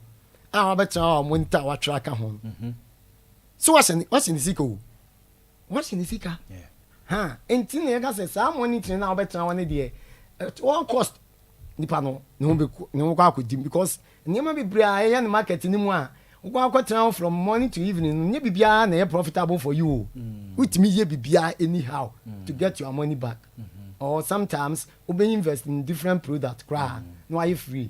so nti aban no say mo na mo under declare mo profit na mo mfa so nti the ma GR for day omo officers better mo shop winning bibi ya ma solution bi regional minister so the beko finance ministry ya kan be 4 years hwe ka ban be ya on VAT no so person age 50% to krana on fan ko entry point on fan ko port takra de tema any on ko gini nya borders no exactly hwe omu ye bibi on timbia no omu involve adwadifo na omu kwa no makopem nti na yi levy on say ayasem ayehwe bia da ka ho ye kan adwadifo kan bi sisi an wonim system no emu ye din pa nti on so person giga na ni bia tax ya no hu a obedoje I am telling you obedoje sisi a ukotan restaurant na ukodi dia ye bebusa wo say ope VAT invoice and answer ope VAT invoice nipa bi bring beto ade no mu se VAT book kra da ho a something na ya bo no I'm telling you from the fact your marketing what VAT man say VAT na something na oni man te so kra say 20% what so you understand intina ban pe kwan obefa so a suggestion ade amount da on fa you ko obefa e be bo anu ba ko no on fa VAT no nko poto no nko gini nyina sa VAT ni nyina wo ho e be bo anu pa e ho no ho wonim fom ha no de wo ka no nyama bebre kosoma yintimi ntua nse de titua no e ho no e kwan kakra da ho ntimi nya 100% ba ho no obenya revenue no a chain e fom ha say obetra dwomo no o cho obetra dwomo no okay na last one they say sad you ya ban ye no on say introduce VAT minim business for quita for I don't know so involve mo na say there no so sorry am oye the politicians no me dey say politicians because both two parties ni on ba sa no mo ye say there sebi NDC tamo dollar from 12 1.2 or say no they call for almost 4 cedis obo ho miensa akufu ado atam from 4 cedis edu 12 cedis on so abo ho miensa o ko nan so what you say enti omu nyina ba say de omu ye omu ne man pese omu ye no sa no pese omu ye no omu involve sa adwadifo na de bia no kwa akopem omu introduce VAT so omu consult gutafo say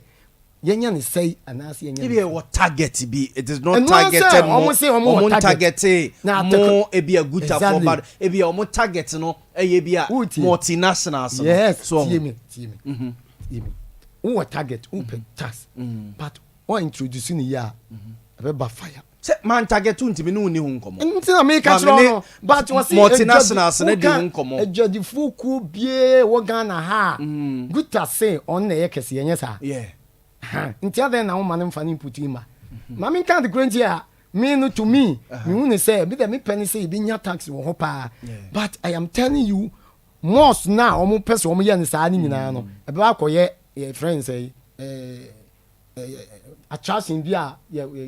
place bi a ko akohwe anim so ade ni asaba because say Ghana for sikasem e wo form okay into the vat no kɔ hɔ na ni bɔ adeɛ nso wɔn wɔ hɔ a ɛkɔ akɔyɛ place a wɔn kɔ akɔ ne nam wɔn akɔhwɛ nneɛma na wɔaba fie nti tem bia no sɛ yi vat na wɔde kɔ pɔt hɔ na ogya mɔɔ no maa no wɔ hɔ a dansɛ obɛsi mɔɔ no obɛtɔn nneɛma wɔ obɛkɔ nneɛma bɔ tente because yi vat ɔtɔn yɛ apa ɛkɔ GRA so nti wɔn tie this time around na wɔn try ɛno hwɛ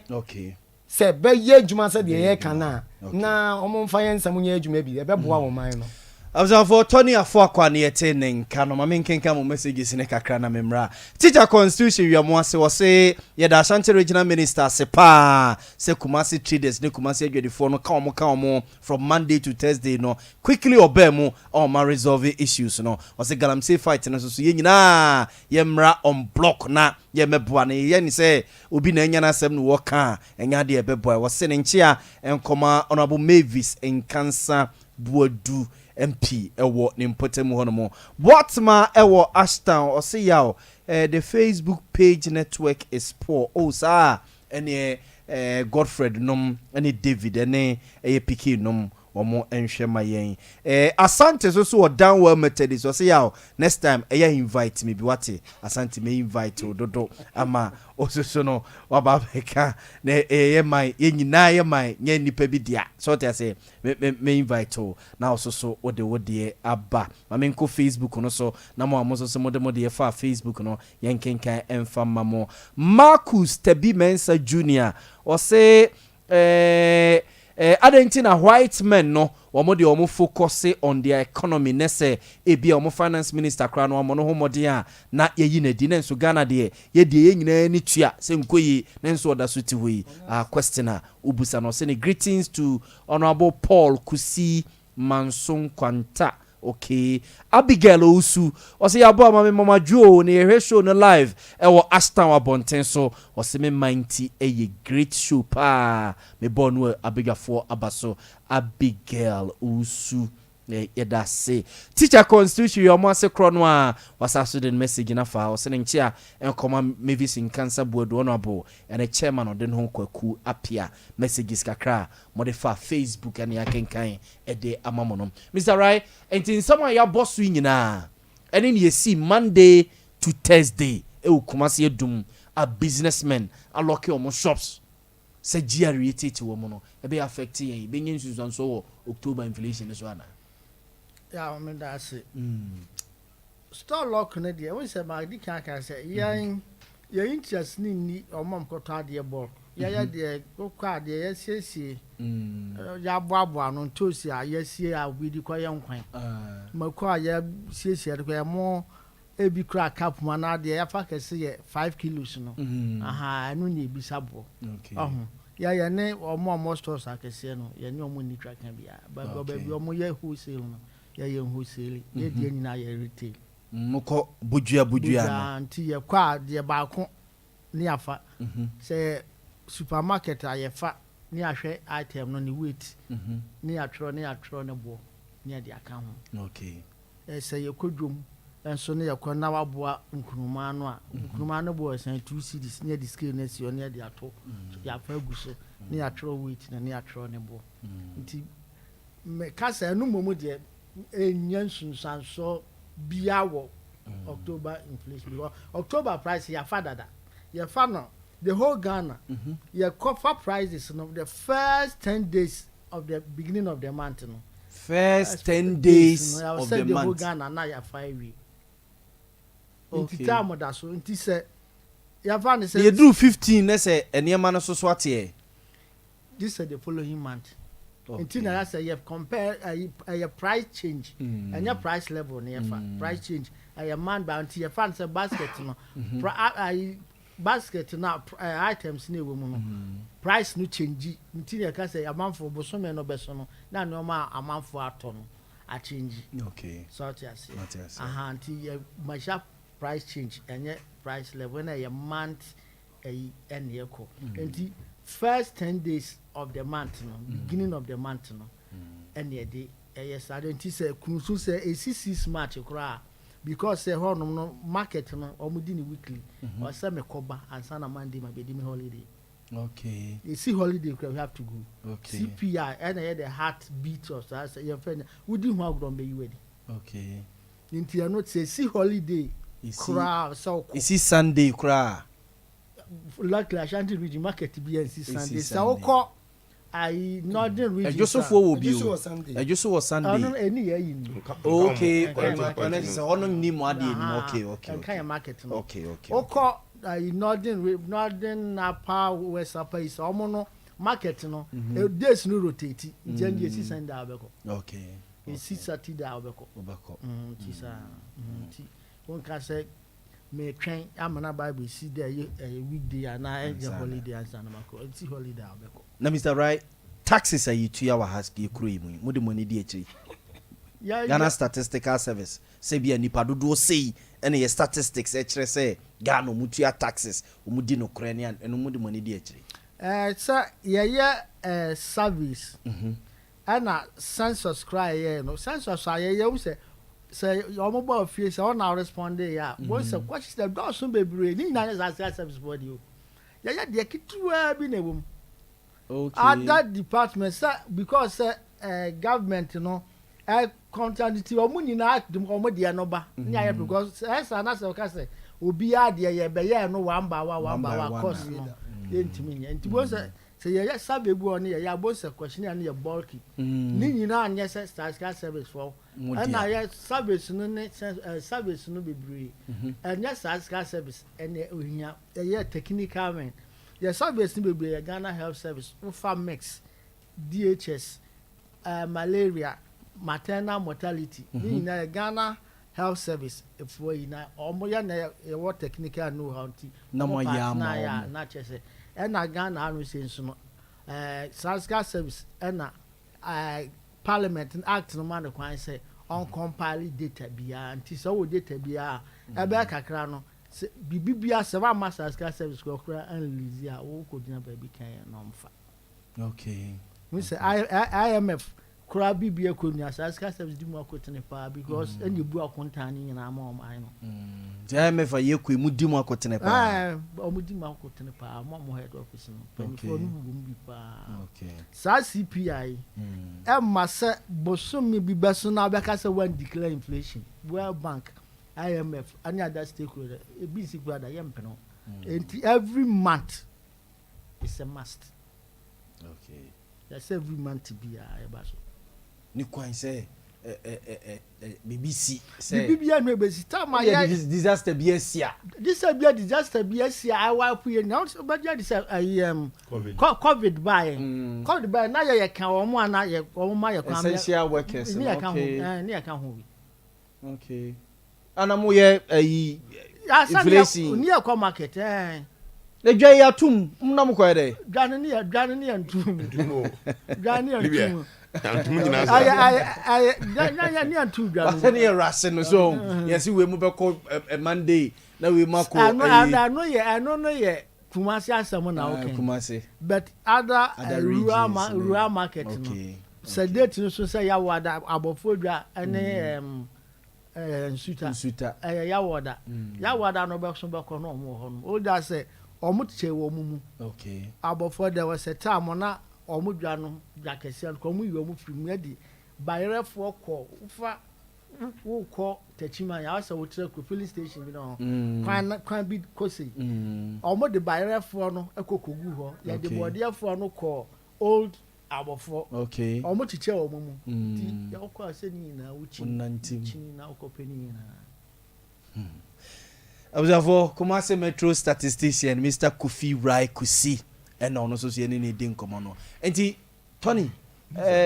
going forward kwa bay and a mufi say sa mansun ye ba ye beto mo ne GRE for entemono ye betimi a resolve kwa be na mufi say GRE for faso a eto de se sun se so ni tuye ya eno de no kure wu mu ni tuye ya mu nkrofo no bebre bi a obepe window bi ehwira fam but moa musia mpenimfo no susu ye be na mode ma se mo fasa kwan we so a ena be ma ye nyina on block ye di no kure ne yetua ye taxes kwan be na mo fi se ni oliwa de omu ne se enya tuo na yetua na ye o etuo no de makase ɛno ne yɛde kyekyere ɔman oh yes Ghana nkwa ne ɔman a sebi enei ubie radio na obi abɛtena so sɛ ɛna ma ne mɛmɛ nyinaa kɔdua baako so ɛna yɛkɔ adua so wɔ wuram a common toilet wɔ hene koraa bɛtumi abɔ dawura mi abɔ no koraa pɛ sɛ aba na yɛ ma yi nti tasi deɛ ɔman ba pia bia sɛ oyɛ ready so betua tax na mmom yɛn hwɛ ne sɛ yɛn nye tax no wɔ ne kwan so a enwu adwuma no kwalibia sɛ wosɔ me kon nɛ sɛ wosɔ bɛgye sika ne nyinaa firi me nsɛm na me da me fitua na ade akyi na aba na adwuma na gu na ade akyi na abagye na wɔnyɛ bia ɛyɛ sin sɛ obɛ kusa me na matua ne da bia sɛ ne awoba da bia obɛnya bia agye ti sɛ de wo start no president voice na ba no nso kan broadcast be o se cascading effect sa VAT tax no o ma structure na in the sense say me toni ko fa ne mane ba odi ka tua VAT no port ho no and o mo se ka duty ho nti o mo fa no ka ho but at every level bia ne mane ba sesan ene mane ba sesan sabia no se sa nipa no ebeda so nti se toni yi container na me ko fa bi said the Tony Bedema Mibia, or Baton Bia, or 18.5 and not so. Okay. Ebi me Mr. What he can't tua VAT, Emra Oyin Yamano, Tama was a Takra de Habono, and it almost a new duty VAT.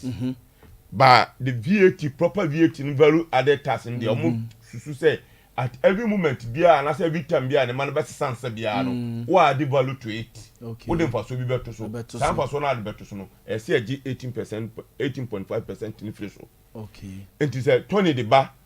Neb me ko fe ton ho ma metua e se 18.5 na to so mami. E be di me nsema se me so me tua ma sara se me so me di 18.5 na to so. E bi ono so fa ya na o di akota chi ma o so kwa ko tu afiri no me so di 18.5 back. Next say ade ba ko na ye gi tax ben pre 99 ananum. Cause chain ye tintin I nam say consumables ni tin. Chain ye tintin. Enti at every point bia no tax no be da so. Enti de e ma ne ye ne say e be ma ne ma no bo be ye din. Na ne mo na ne bo no ye de no so no se na enyina enum se na ho kire na ahohia abasisi ne nipa ni school be to ade no enti be ma ne ma na gu on ma che e na me di kan ka se ne ma no so bebre e ye perishable goods e expiring date wo ho enti se date no so kura na se da so gu shop or ma food and drug board for bow shop a obetumi anya asem o pe so abo de no so a e se wote so na woton so a diaro for no say once ne mani ni ho ne de it means say waton enti so otua we say no sika no enti sane mani nyina ma yenwuma no enkoso yie enti me maame a otidwo ma onko school da no another problem no say 18.5 no kra wo calculate ni say ohun say no be say calculate 18.5 no enti o mi na me tonyi miska no waton no agi ni sika no ono gi ni sika no wie na de cha nam sara GRA officer na nim ni oba eno e be na wo 10 cartons e be aka 8 na oton no e say o tim mai ho we say wakaso won tua ya tu ni shop no anase esi GRA4 edoko na GRA4 omo tax ayi no default so a percentage ni bia 300%. Ne u default say o say utua ebia 18%. 18% no at the 15th. Yende. Na say wo try if you ba one day kura ebia homobro no modi be hu. Anya say say utua 300% on that the default to yen. Ai enti me maame no ana me nua na watumi calculate ade na 1 year sa ade no wo dia me fe officer na obaye no no de na kasa na bi apeka kra de ama no wasa di kakra so asa momo de koma aban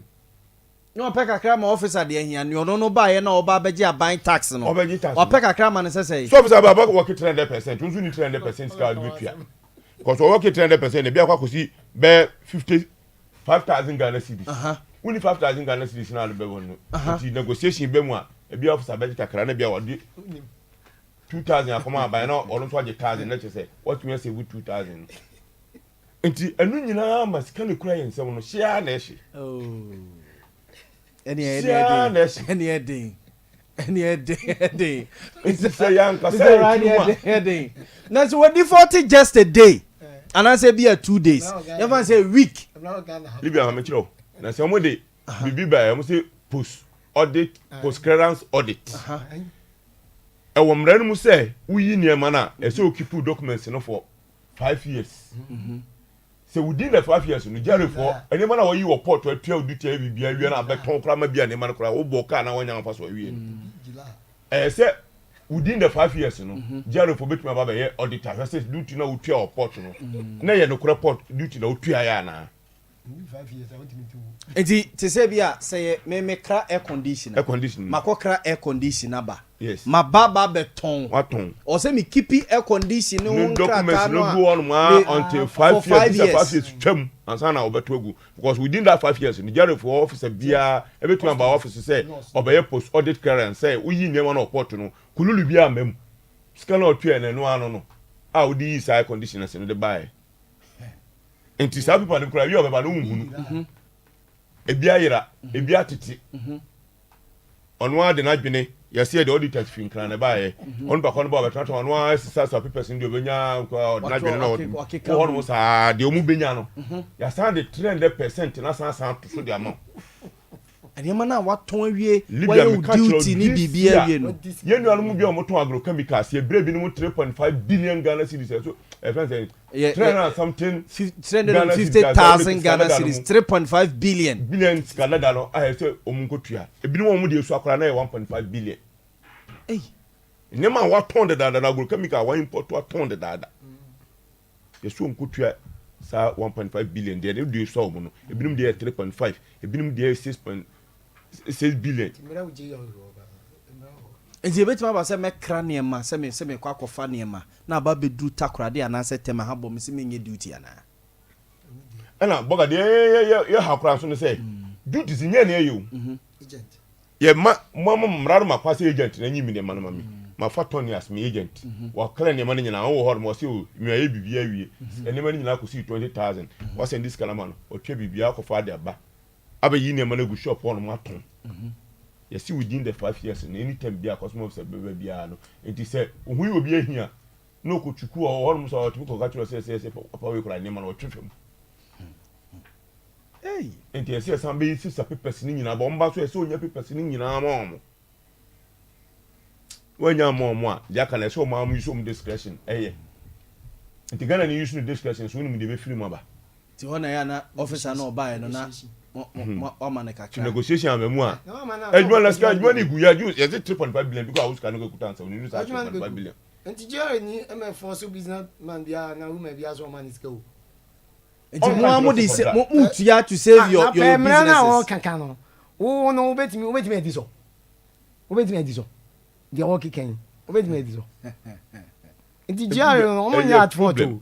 and say beginning of the year so file tax near bureau assessment sometimes before so be file tax no up to April so be file tax no even before April now be call na be omo no the kind of assessment abrew e wo mra mo ma shop on ebusa say afi no ton na ma mi ni manafo bia no shop atum kura so omo bre na assessment omo tra hefa no omo nya assessment then na mugina so this assessment ne bre no and assessment na ban so a wo ho kwan say wo kwa argue case say e bi assessment we am de bre no but ansa na ebeje o sa objection letter na dia to won dey situa a percentage of sa amount na dey bre won what is kana bre me na me siska na do so mintimi ntua enti entrance na ye hwe the right because I feel say bia last year mintimi the containers 5 na buy this year dem me pe na aba o si mintua siska we say because why been say last year me dey for buy anything no azum say this year say na the same 5 na me dey aba me so no actually 2 na me dey aba this year enti the other brand no me feel say sonodo ye kan wasam no mo si tua percentage of sa de brand na sa ne ajo objection letter na dey ato on Matias afina Matias say any tax na gege na be dey na mo gege yo no na person omo ma ne ma mu go enya flexible na business ma bia enya ho me capable say onu say okutua o tua on fa me me fin tua because say me ma minimum dia me kan 18.5 abre wo no wan ko school ti ni jom no say o calculate ni sen o ti mi calculate o ban so aye say wo ton ni ma no ntitua seska no o da me fe because police ni kuta tuo di eje chiri enti enene abobon ho anu ayi na sika no getire ni bi wo dia ma enti wo tua no getire na na ehye ma menye mo final words na memie phone lines na fe yempon me sakusi is that right there na odi ja yen nkomo ye die nyina kakra odi ja yen no me da se ya komoni yan se the mestre stakeholders ye ni special service no mo ye duma se ye kodi data na ye bre ankasa ukodrum ho no ma CPA ema no obi ni ni kunukuna kontokwa numre anadwa homa kyen no de bedudwum ho no de nani bragu so na mo also ye nipa krona na yakọ no consistently be mfie nu mfie nsia ukọ da bi wa because ye change ye na mka se ye code book nti ye pesa price na maintain standpoint sancrofo na na ebisa wo but to da be ko be yi na nti se de woni mo kra da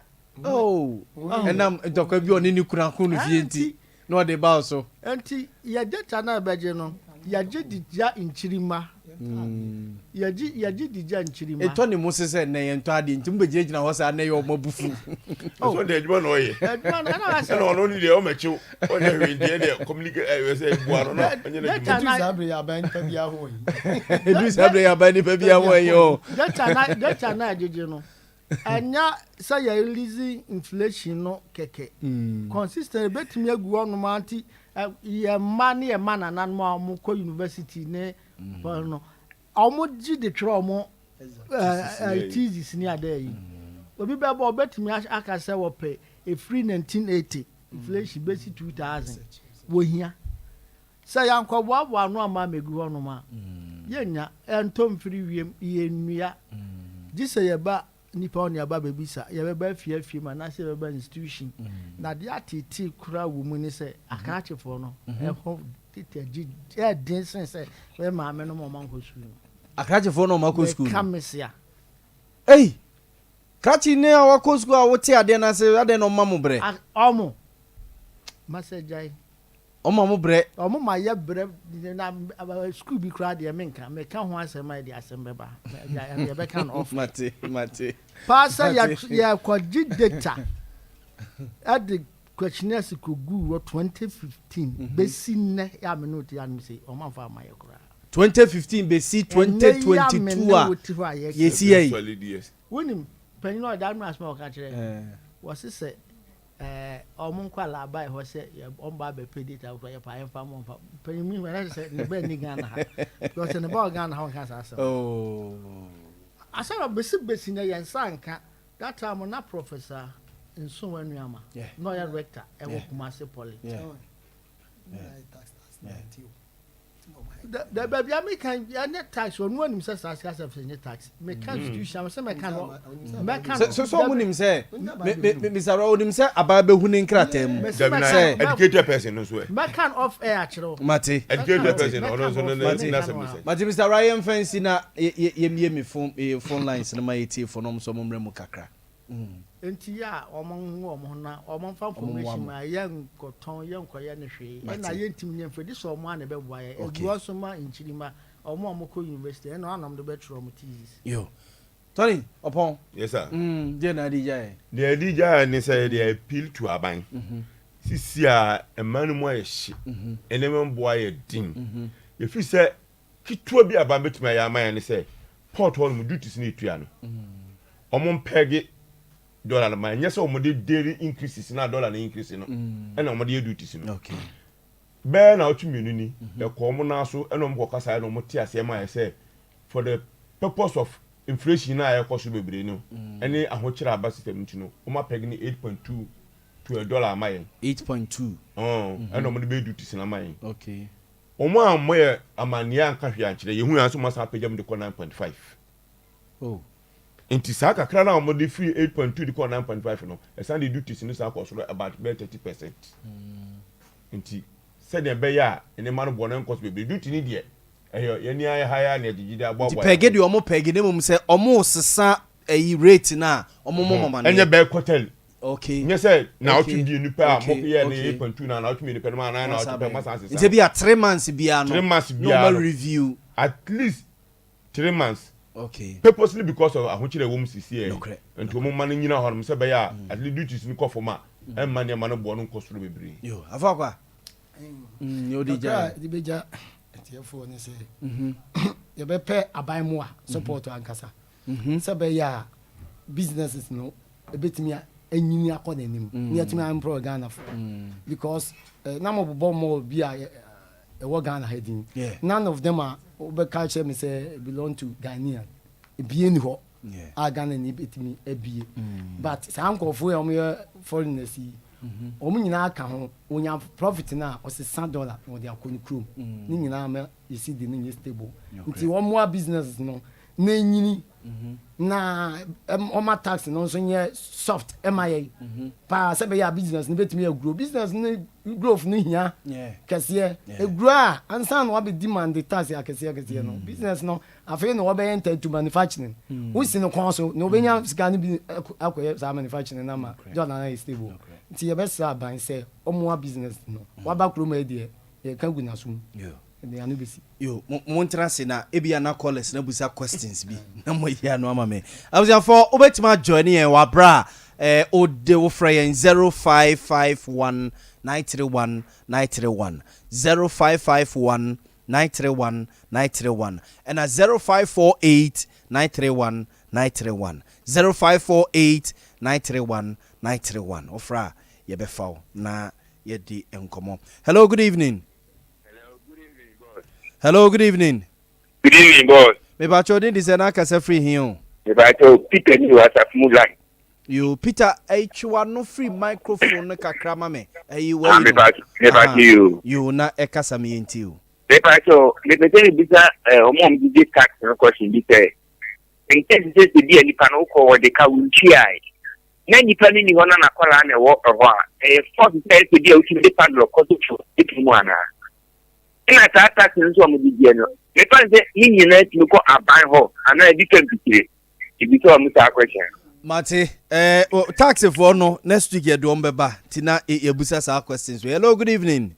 Good evening, Yaw Boamah. Me ba chodin di sena kasa free he. Our friend teacher constitution the kasa free abona ya mo sete. You teacher ma minti we. Ya ko insha no nyo kasa na ya mo ase na na bo achi ya do mo so achi. Ona ona bu mi fin kan ga bo.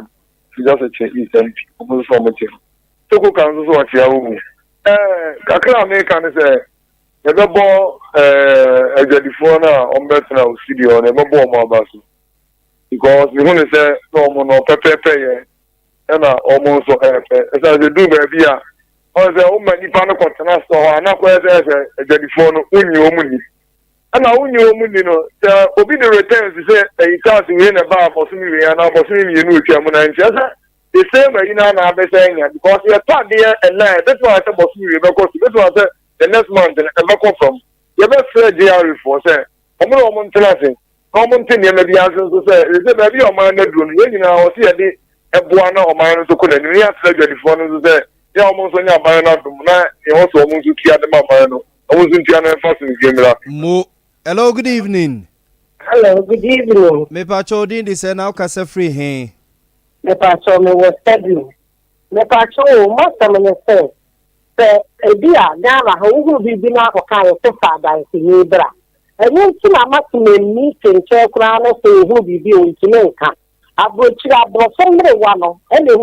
stretch bibi na secret wo be woni mfa tax na o modie no wo mo cost no mo kokode dia ni pa ko no 30 million kura we ti make it 15 no no wa ye paper to farm na bia wo the same na aba office no wa five eya tete agi omo ye me na fofo wa je ayi bo no na su Ghana ha eniya ma mu di se ta ga ti di ebere ntiri wo betini ebu na de na wa re na fa ko Canada ntiri ne han nti wo de wo hu na wo ko kan ebebusa se fa dance e bra no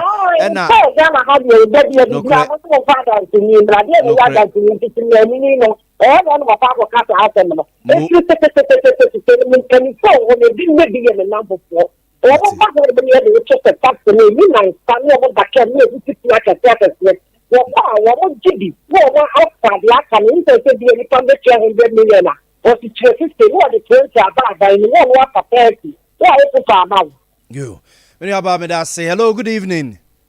Good evening. Me ba chodin di sena kasa free he. Me di Mike kasa free sware. You Mike ma minti we. The reckon say my papa na mo ye ma me ye hu ne ma so yi pa na de me kan say esreje di fo na o mo kwa o munya o mo number bibia ni bia mu bese no mo kasa etima from Mike ko person no mo o mo kasa sesei wacho Oh, Mike free so. Hello, good evening. Hello, good evening. Hello, good evening. Me ba chodin di se na kasa free he. So, gani kwani ampo. Ntakosa bonka. Mami ntiwe. Yes, young. Ani ye ha ho. Na me de ejedi. Ana like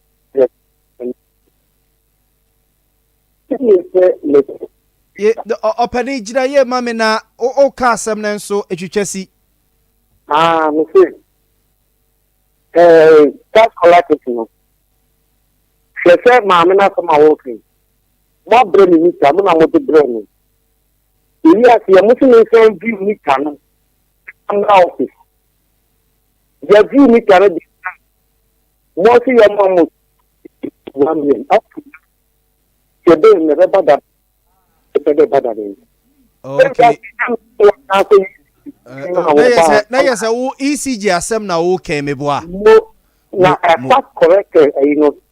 correct with you na make akwa na me bi ni. Let us see other banana the banana chiri the 5 million to. Enya. Ebi 2 million so. What's me debate as a line ni breaky sa facha me wate. Hello, good evening, last caller. Hello. Mami everyone me kase carry. Abi mi be no wura me abre papa me na me bi na ya ma me. Na kokko asoma ya na mo kana so me de me nche me ho ase. De hi asema. Na kwaje bosta ba ya bi be to kokko na ka tia ya fen. Na ka tia mi timi to kokko bosta ba wo ha. Ade nche ya na ga na mo timi bu ni papa siata na de nsa ka station so fa na mo ma be to kokko na we se coach. What is air conditioning? Every sugar affect. You know what you need to go for Mami, a cocoa board and penny for now, walk on Massami. Aye. You saw market you are so almost easy air conditioning. Aye. Now, we are not getting to go what our but something. Now, the mention is the person, so now, what for this guy about the answer? 1 billion bosome ade mo no kre ade ono so ne de no abusafo yemfa munsia yemfa ene edition of me mind dwumadi ensia ntia nwumre mpanimfo ye do no mase Tony Afo akwa by we member businessman of Guta dimuntinti my maybe me say na Tony no ya mo PR ana se no ya mo dey organizer no ya organizer eno odwane okay and Tony Opon so na ya Asante Regional President of Guta ono so ebeka ye ho nwumre and Mr. Kofi Rai Kusi Kumasi Metro statistician ono so beka ye ho yakopon ya adoma next week e besa ne mo hia bio me jem pk dem ne start ya no pa no na me no eze bewie eti me jem dia ma pk na pk asom me da brutal bright entry ase on a producer o tsena chiri tutu bibia e de ma ye ma me ya bo ma me bede ho chia me pk so mo na ene de uze ma dokese nti so network se ozavo be share next week 21st clinic say eba sciatica no every usisi mu kono a wo to ase ho no ntiri na fa usrem ekosi wo na ase ho no ebo